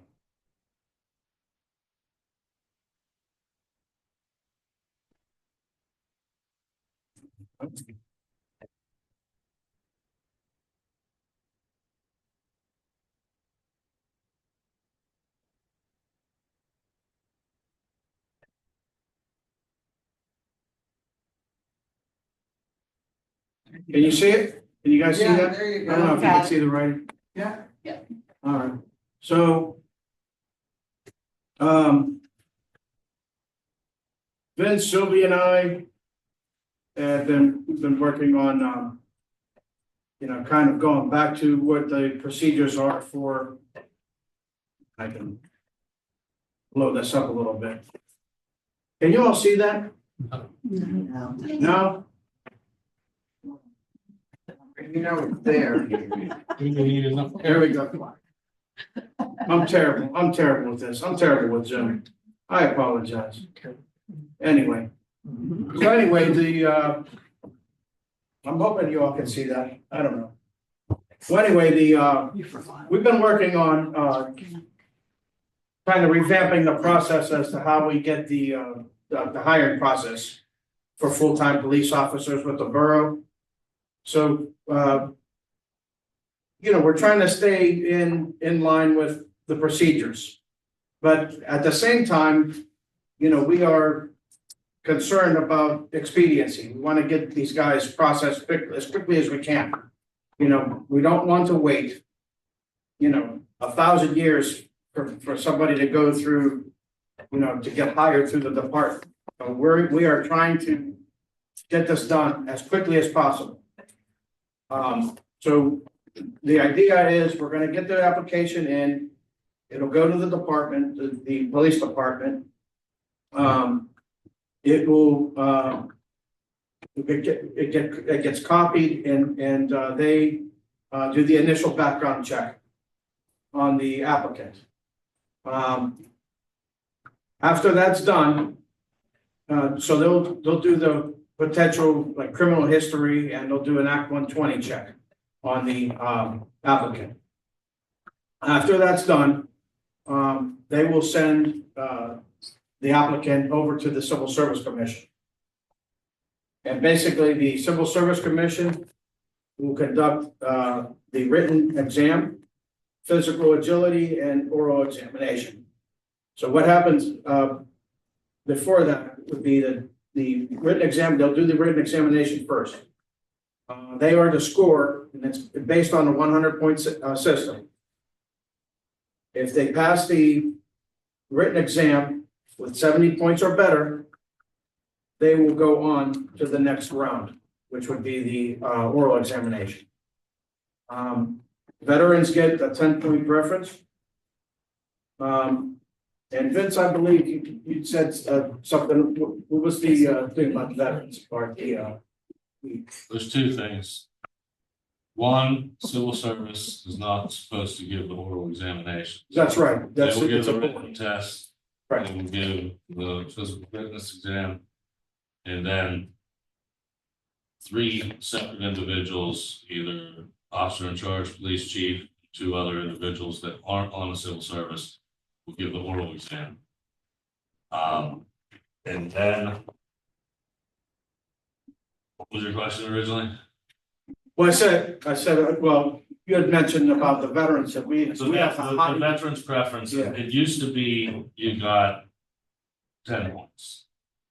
Now, I believe you still get that 10 points, but if you have a list of 5 applicants and there's one you're hiring for one position and there's a veteran in that list, you have to hire the veteran. If you're open, Multiple veterans? if you have 2 open spots and one of the 5 is a veteran, you have to hire the veteran, and then the second person, you don't even have to pick the highest score. You can pick any of the 5 or the 4 left over. If you're hiring 2 spots and there's 2 veterans on a 5-person list, you have to hire both. That was a new law, I believe, passed in early 2024. So Mary Sheridan was going to watch the first video and see if she got that's what I got from watching that PSAB video. Yeah. And I asked her to watch that video. I would recommend that everybody on council. Yep. I said this last meeting, everybody on council watch the PSAB videos on the civil service and the hiring procedures of full-time officers. Most of the information that I got was from the very first video. The second video basically talks about discrimination and labor law, which has been around forever. But the first video talks about And changes this that happened procedure, in the second twenty one. 2024. And that's what we need to focus. Yeah, they also talk about this procedure towards the latter part of the video. Yes. But the oral examination board, and even in our Eco 360, it states that it cannot be, no one non-council could be on the oral examination Or civil service. or civil service. Yes. Now, my question, and you brought that up too, is that we're at to check. Can the oral examination board consist of civil service alternates, not people that are technically on the board, but people that are, because it does list in our Eco 360, they can be members of the community. Yes. It does say that. I think the issue is, I could be wrong, we need to ask Craig or maybe another town civil service commission, talk to Les Leisure. I heard he's the president of Oaklawn. I think the issue is eliminating discrimination, favoritism, because you can't have the same three people that give you the written test also give you the oral exam. Right. So I'm pretty sure if we have three alternates on the civil service and the normal civil service commission people give the written test, then the oral examination could be given by our chief or officer in charge, and he can pick two of the alternates that didn't give the written test. As long as they didn't participate in giving the written test, I think they would be able to do the oral exam. It's just you can't have the same people give both tests. Yeah. Because then it's like We'll have to check with the definition as to what they say if they are technically, if the alternates are technically serve on the board, or if alternates. I don't think it's as much that, I don't think it's whether they're title or not. I think that you can't have the same people give both tests. Because then it's the conflict of interest. Yeah. Because let's say they fail, they barely pass the written test. The same people give the oral exam. They know that in their head. They already know that this person passed the written test by 1 point. So they're coming into the oral examination with, they're already skewed. They shouldn't know that. They shouldn't know what the people giving the oral examination shouldn't know the score of the written test. They should just know whether they passed or failed. Yeah. Well, But if they gave the written test, they know the exact score. They know what questions they got right. It's skewed. and the idea is to make the process transparent and to eliminate any type of favoritism towards a. Yeah, to eliminate any liability on the Get town. more eyeballs on one person. Johnny, I think if you have any questions about civil service, Les Leisure is really good. Yeah. And he'd be willing to sit down. Yeah, He would. absolutely. Just an Helen. No. So the last portion would be council. So it says after the Civil Service Commission finishes the process, they recommend a candidate depending if it is one or one of a few on an eligibility list they have created and send to the council. The Personnel Committee will conduct a final interview with the candidate and decide on recommendation to the rest of the council. Council will do a conditional offer of employment to the candidate pending the results of the doctor's physical examination, psychological evaluation, and Act 57 requirements. Any questions regarding that? Well, I didn't get a chance to comment back on the oral exam board. Yes. I mean, I was reviewing what you gave us from last meeting, and it kind of clear as mud, you know, a little. But I thought the idea of that oral exam board was to have people who are very knowledgeable about policing, so that those people, those three people, can ask the candidates police questions about policing. Specifically, that someone who's like a member of someone sitting here in our audience wouldn't necessarily know those questions to ask. Actually, they specifically recommended in the video. They said that a lot of towns use school teachers. You do not need a background in police, you just need a background in how to give an oral examination. And they said many towns use school teachers or members of the community with their police chief proctoring the exam. And the reason they use school teachers is because they're used to giving exams and you don't need a police background at all to give it. I wonder if there's some sort of a, like a standardized method or Well, I just, guide or something, or like a, what kind of questions is somebody who's not been on a police force or has some knowledge of policing be able to ask this candidate It's that, multiple choice. what? It's multiple choice. What is? The oral exam. They ask the questions, it's multiple choice, they grade it, it's done. Oh, that's, okay, I had a different kind of idea of what the oral exam was. We asked Mary Sheridan, she said it's multiple choice. And every Isn't that test, what the written every test is? every test is different, they're sealed. You don't know what the questions are until they open the envelope and give them the test. So I could be That's taking, not the written test? no, that's the oral exam, that's the oral exam. If I'm taking a test and the mayor's taking a test, we might have two different questions. who creates those? Is that like a The police. police chief association or? Yeah, because Mary kind of made a joke, she's like, if we next, when she found out that the tests were about $80 a test. She said, oh, that's way more expensive than they used to be, and she said, well, we'll just pay for one test and copy it. And she like kind of giggled, and I said, that's a good idea, she's like, you can't do that, every test is different. If you go, they're locked in a safe in my office. I don't know what they said. I never touched them. They stay in an envelope. Yeah, probably not a good idea to touch them. Okay, well, I was, If you watch that first video, it walks you through all of it, it tells you why they recommend school teachers to give the oral exam, why they have to have different people give the exams from the We're going written to, and the oral, so it's very informative. We're going I to- highly suggest everybody on council watches that video. First video is about 2 hours and 20 minutes long. Watch it, please. yeah, and then,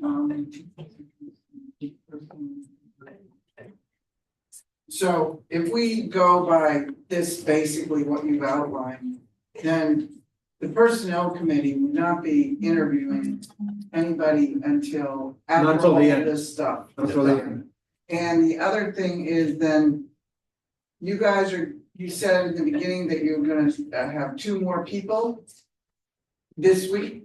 We are working on, yeah, we are, yes, We second. could conceivably have 3 people. We could do all the things, not in this order, because we're gonna hopefully stop the hiring cycle at the end of this month. And then decide if. Trying to roll this out. Oh, I know what I want to ask Stephanie. On the budget, did we put in the budget, do we have the money for 5 full-time, including a chief, or 5 full-time plus a chief 5 full-time. total?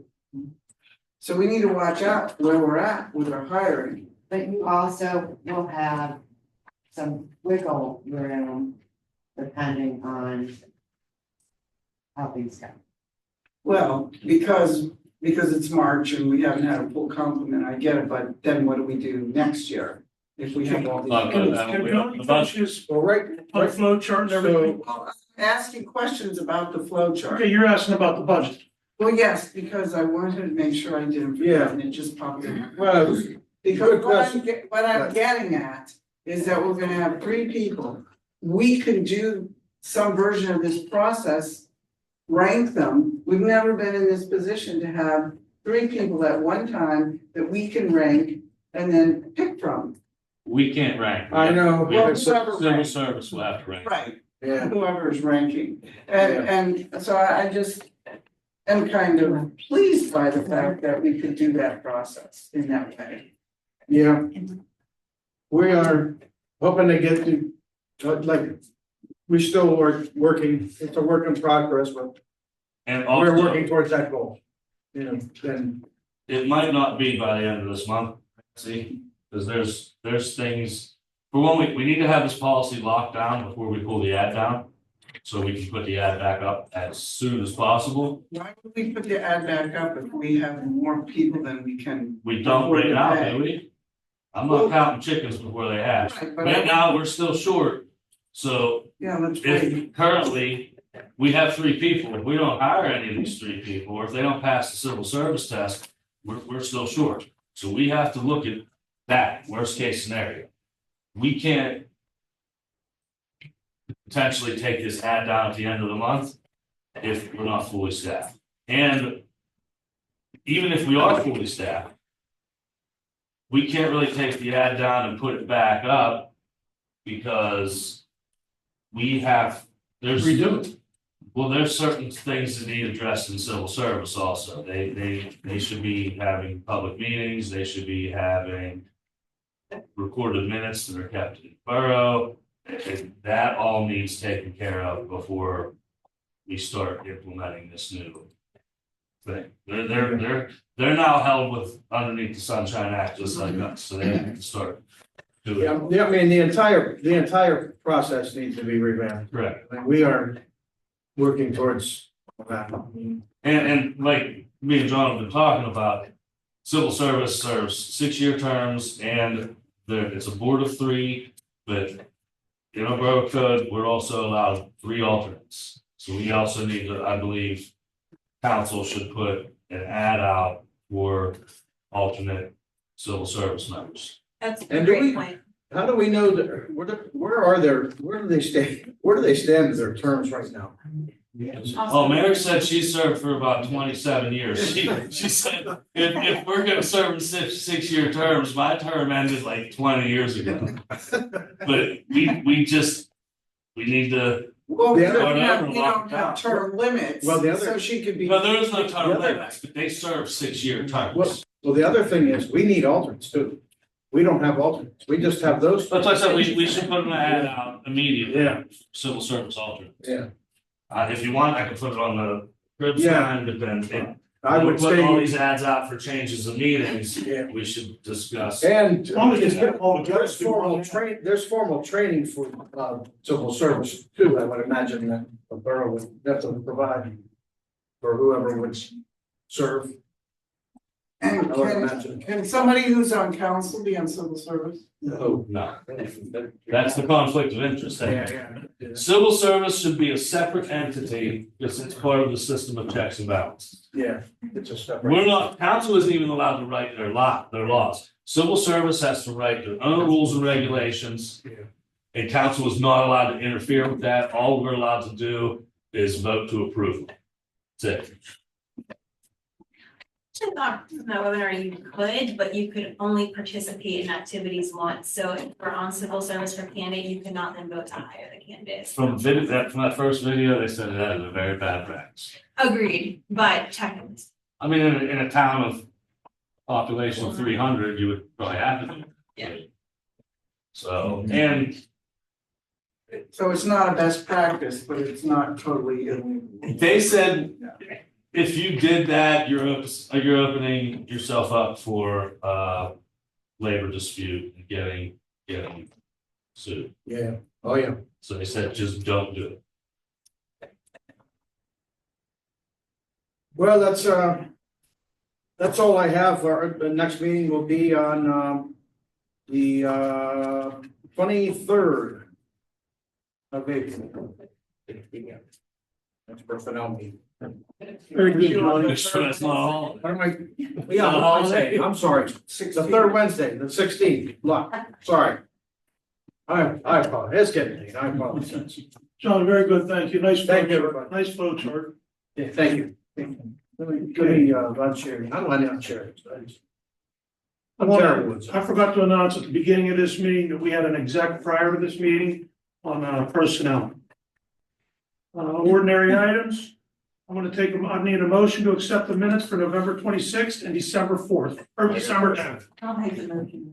Mr. Long first, second, Mrs. Provenza. Any questions? Yeah, just, I'll mention to, Teresa, Bob Rare, the last name was spelled wrong, that's not a big deal. I will mention that. Any other questions? All in favor? Aye. Opposed? Passed. Next up, we need a motion to approve the Borough Building restrooms on Saturday, April 19th, 2025 for the Verona Chamber Easter egg hunt. That much. Dr. Carpenter, second, Mrs. Provenza. Any questions? All in favor? Just the same question I had before, as long as you get clean, Oh, because we still don't have it clean. Hopefully, we got one that's. As long as somebody is willing to clean the bathroom after that event, then I'm okay with it. I just don't want it to be left a wreck and be like, why did you approve using bathrooms? gotcha. Any other questions? All in favor? Aye. Opposed? Passed. Next, I need a motion to approve actuarial and consultant, actuarial and consulting services with Accusure. Accusure. I'll make it, I'll second it. Who made the motion? I'm sorry. Mr. Long, second, Mr. Floda. Any questions? All in favor? Aye. Opposed? Passed. Next up was announcements and information, Mrs. Provenza. Thank you, Mr. President, and good evening, everyone. We'll start with newsletter. We are currently working on our summer issue, and that issue will cover June, July, and August. And the articles in the ad are due Thursday, May 1st. And the articles, John Ward can be reached at 412-828-3607 or at veronanewsroom@gmail.com. For ads, I can be reached at 412-828-7726.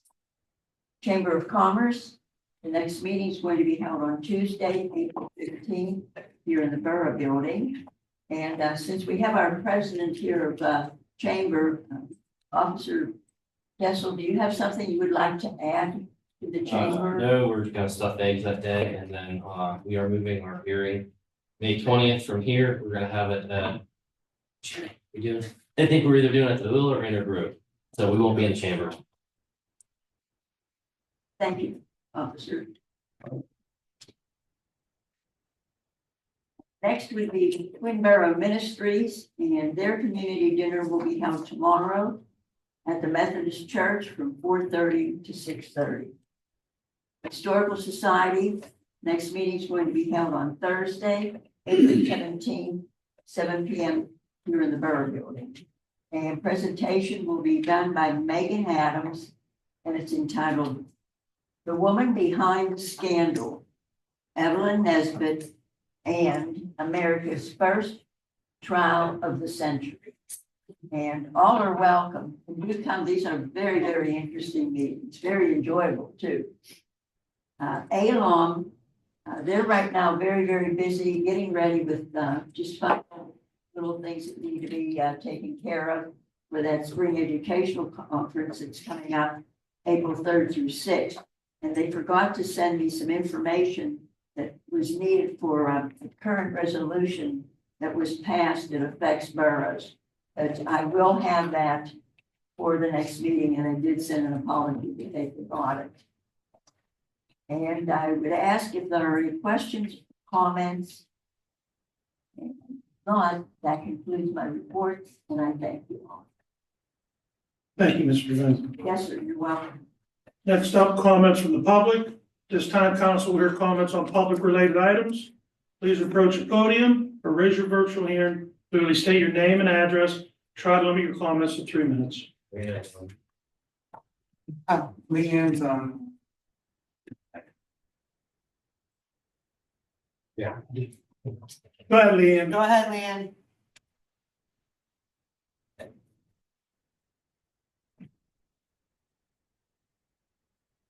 Leanne, you there? There. You, No, you had it, Leanne. You She did unmute, and she muted. Leanne, you're still muted. There you go. There you go. You can hear me now? Yes. Okay, my, Uh-oh. Name and address. she's muted again. Can you hear me? Yes. Okay, so if I switch back to video, it shuts off. My question is about the handicap parking. Can It's not you really a question, it's that I can't hear you. Could you state your address? I live at 432 Penn Street. Thank you. You're welcome. So about the handicap parking spots, on the application, whenever you apply for it originally, you have to have a handicap license plate. So I'm all about the fees and whatever, because you guys have to pay people to do the signs and painting, like you said. But if you have to have a handicap license plate to get the sign, to get it approved, how are you going to let other people park there that only has a placard? Shouldn't say that. On the original. I don't know the rules and laws on the handicap signs. I mean, No, it's on the application that you get going down to the borough building. Whenever you get the application and you have to talk to Annette, it says on there that you have to have a license plate, a handicap license plate. You're interchangeable, placard, license plate, same thing. It's not the same thing. According to Annette, you cannot just have a placard. You have to have a handicap license plate to get the initial parking spot. So are you talking one of them placards that hangs from your mirror? Yes, that is different than a license plate. When you get your original spot, you have to have a handicap license plate. You cannot just have a placard. Okay, I understand what you're saying, but a handicap placard can still park in a handicap spot, correct? Correct. That's the way it is now. What I'm saying is that is going to cause major issues, because if you have to, like when I got mine, it's been at least 7 years. I had to go get a handicap plate. So I had to pay PennDOT for the handicap plate, go to the doctors, get my paperwork, whatever. And then that's how I got my spot. So if you're going to start charging people, which is fine, you have to pay the people, but they have to go get a handicap plate and they cannot just have a placard. So then when you get the original spot, now you're allowing anybody with a placard to park there. It's going to cause way more fights, is what I'm trying to say here. I think we need to amend them. I guess our whatever committee's gonna have to look into that. You know, I don't, it seems like somebody's telling us one thing and somebody's telling us another thing.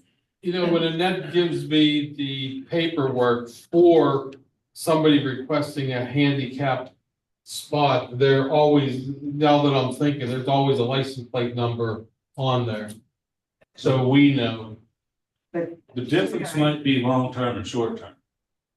Long-term disability would be a license plate, and Permanent, if like Nancy was bringing up earlier, if your injury is only 8 months, they might just give you a placard, and because license plates are expensive. So let me ask you this, what about parking on the borough, that you have to have so many handicap spots, or you go to the malls, yes, so many handicap Well, spots. legally, you can park in a handicap spot whether you have a plate or a placard. I think that's what Tom. That's what, Yeah. Officer Ness is saying. But I The think public, that we the just, parking spot's still public.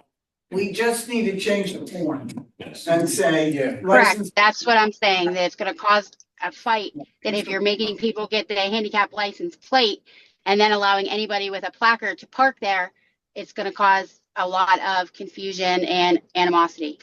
So Leanne, are you suggesting that we change the form to say license plate or placard? Yes, and also on the application, it asks you if you have somewhere else to park, like Vince brought up. It asks you if you have a driveway or a garage on there.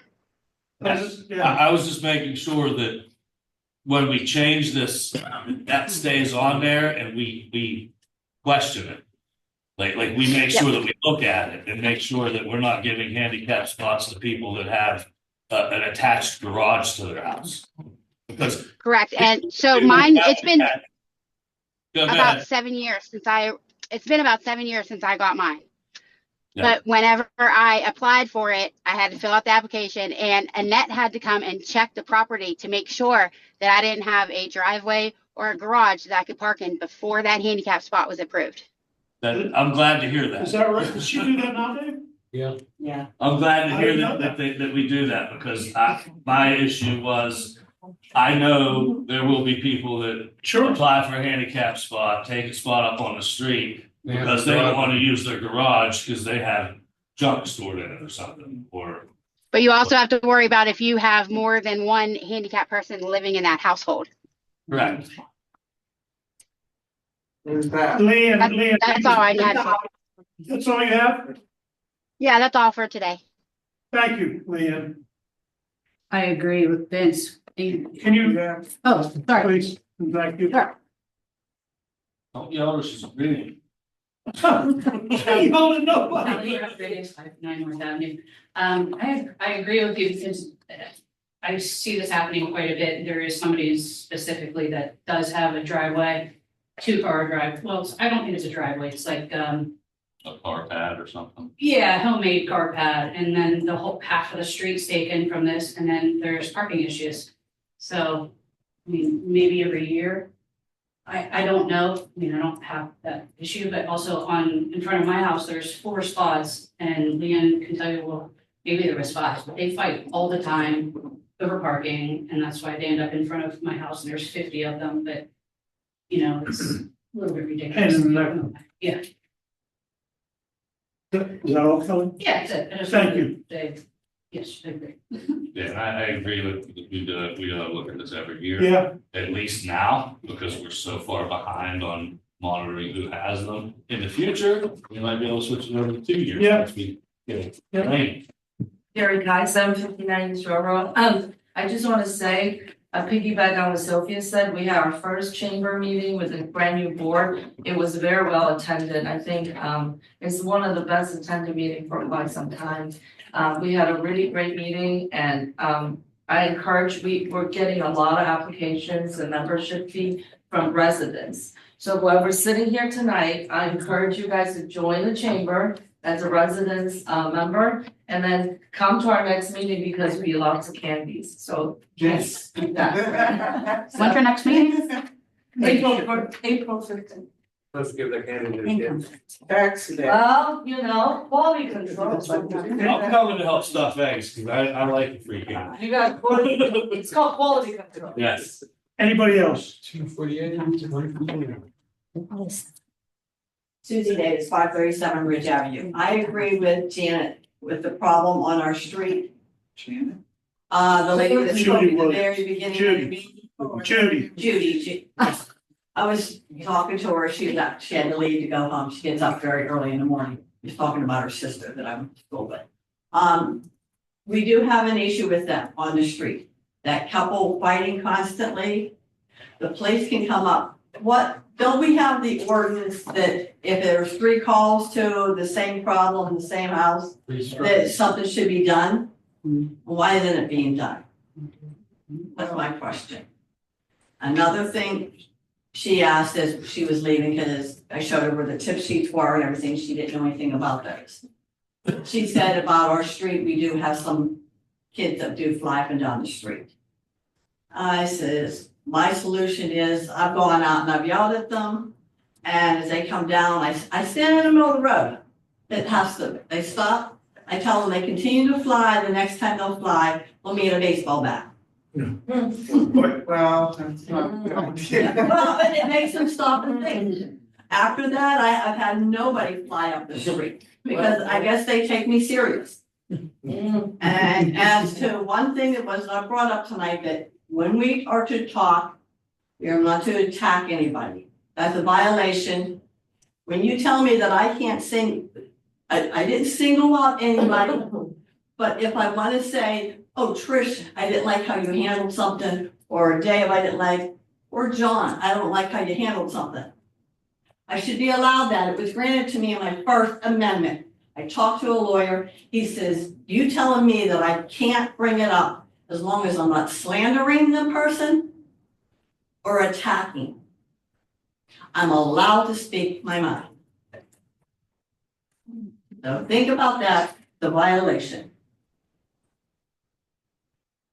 Right, elaborate on that a little bit. There's I agree with what you're saying, but what people also need to realize is members of the public are not allowed to intimidate an elected official in any way. If you do, it is a federal offense.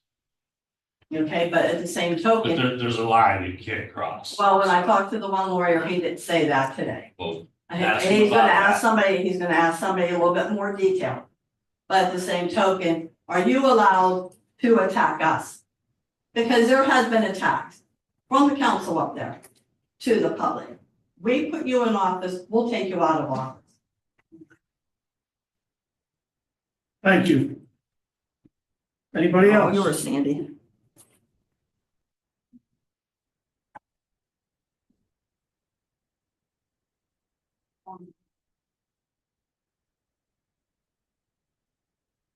Good evening. Senator Vicky Bell, Third Avenue, Verona. I'm keeping my promise as of January workshop that I will continue to come to these meetings until my questions are answered. I attended the August 20th, 2024 public safety meeting for the last time because I was halted by my discussion when I came to talk to the committee. This spiraled into an email from me to all of council on August 27th. Mayor, I think I included you. And you probably all have that on your computers. I can call it up on my phone and read it to you if you want me to, but I'm trying to cut it short. On September 4th, 2024, I received an email back on behalf of council with a 6-paragraph email. That the bottom line was, and I quote, our solicitor advised to have you fill out a right to know request to be provided with the job descriptions for the positions I had requested. Really? A right to know for a job description? What's the secrecy of the job description? The only thing that crossed my mind was there probably wasn't any job description, and that's why I was told to complete a right to know.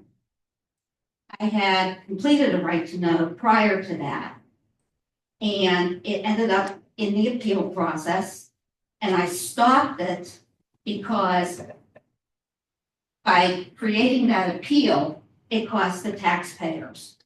All of us in here are paying for that appeal, except for one person. I'm not going to waste my time filing another right to know when the first one ended up with no response to it. Okay? So this is what I did.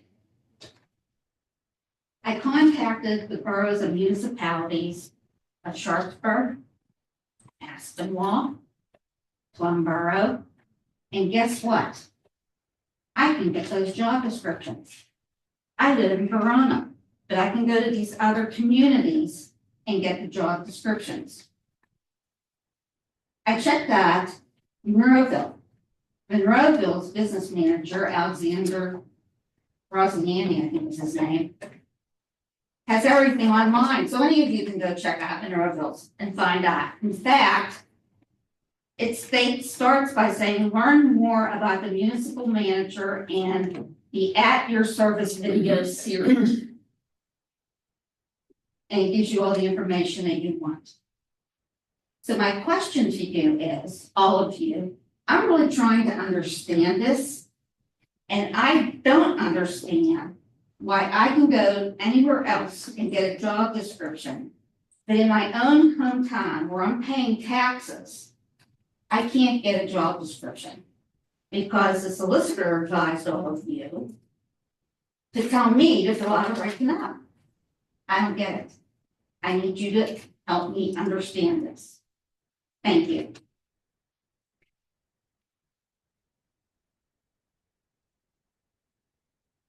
Thanks, Sandy.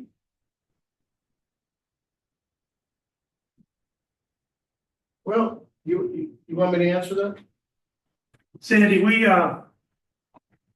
we talked to the solicitor and we're working on what we can do to do this. I talked to you last week and I told you I was gonna look into this. And we are looking into it. It just takes time. I don't know, I didn't find a job description when I looked. We found the questionnaire when we interviewed for this job. That's where we're at with it. Why should I can't answer why Craig said that. I can't, he's not here. I can't answer if it's a right to know rule or not. I don't know that. I'm not a lawyer. I'm just assuming it isn't, since I can go anywhere else and get. Ordinance, I don't know, Sandy. I told you the other day I was gonna look into it, and we are looking into it. Okay. I will say something, we have been talking about on the website that we would like to do a bubble chart with the entire government of Verona, with the descriptions of each position. You know, just like what you just described, you know, and have like kind of a flow chart as to how everything works, just to explain to anyone, you know, where they should go for just basic services, if, you know, what the DPW does, what the borough manager does. You know, because some people, you know, maybe it could be a teenager just coming up in the world, they don't understand government at all, and maybe they want to know, what does a borough manager do, what does the mayor do, what does the police chief do, you know, so maybe we want to do something like that, so it is a good idea, and, you know, I think that we probably should do something, you know, with the website and put our descriptions online and do something like that, so We are working, it's something that we are working with our human resource people on all that stuff too. Thank God you invested money in her, huh? Yep, she's doing a good job. Can I have another question? Okay. It's kind of about what you guys were talking about earlier with like the houses and that are abandoned and whatnot. What if there's a house that somebody lives in and then it's a detached garage and it's dangerous? Okay. And what if they can't afford to fix that? Do we have any help for people like that? No, not really. Is there anyone we can reach out to? I've noticed some buildings and people I that. think there are state programs I've for called stuff quite a like few that, people. but I mean, I'm not sure exactly what they are, but I'm pretty sure there are. Because like, I don't want to get people fined. I mean, I feel like, you know, some of these people really do need our help. And I Yeah, don't but- want to throw anybody under the No, no. bus. I just. There's places You like. we gotta watch how we do it too, because here again, if we say, okay, this address, we tear this down, oh, well, this one's there stored, we can't do, you know. I mean, we've tore some houses and things down and put a lien against the properties. When they go to sell that property, we get our money back, you know. Yeah. There are certain nonprofits like Habitat for I Humanity. tried. They, That's the a only lot one of I these know. people want to get people in the house. And you know what I mean, versus trying to help somebody with some kind Right. of Who already actual. lives there. Yeah, with an yeah. Existing problem. We try Allegheny County Home, Whole Home Repairs Program. They don't currently have funding.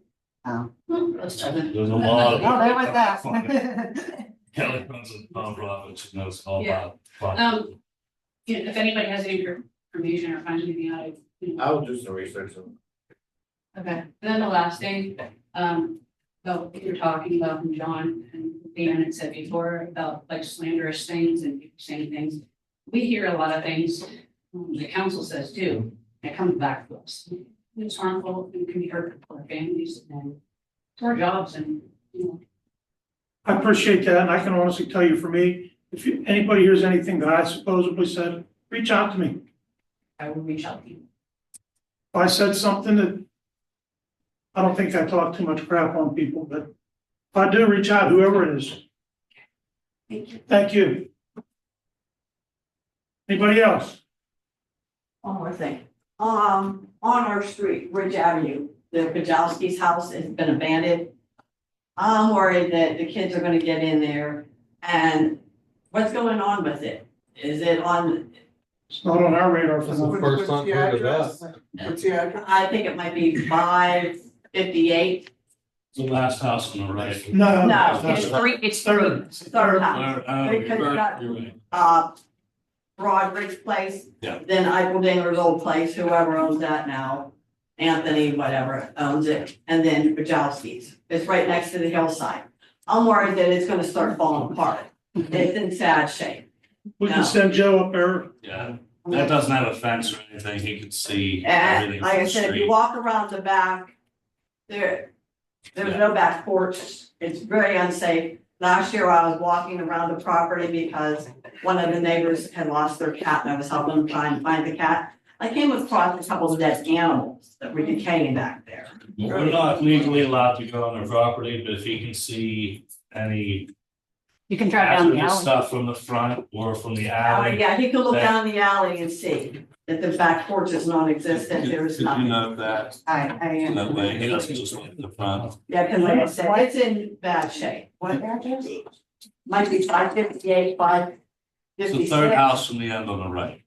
Like I said, okay. Turn around there. I said, there's 42, and then we have the hillside, the wooded hillside, then that place, and then like I said, I know Claudia is 560. Yeah, I forgot about this.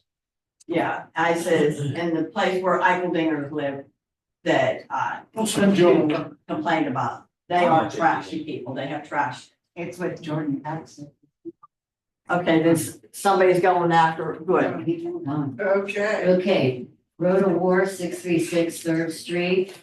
You know what I would, when I was on council, and I think this is a good practice, the code enforcer should be submitting a report. Because I want to see, what properties has he addressed? Because if I'm gonna do a tip sheet, I don't want to keep being redundant with the same property. So I think it's a good practice for him to have a report that's accessible to us. You want a report that states all the addresses? Yeah, I want to see where he's been and what he's doing. Sure. Like that. I think we used to do that, and then. Well, I know we used to Stop. do it. Right, because you were here, but then I think they stopped because they wanted to protect people's privacy. Is that accurate, you I guys? think Craig said it was a legal issue, we shouldn't be embarrassing people in public about their houses. It should be. You're not embarrassing them, you're making it, you know, aware of, and also them aware that it's a hazard and that they should address it. So yeah, look into it, it would be great. Thank you. Thank you. Anybody else? Not, I'll take a motion to adjourn. Motion by Mr. Long, second by Mrs. Presenza. Any questions? Thank you. All in favor, say aye. Aye. Opposed? Passed. Thank you, everybody, for coming.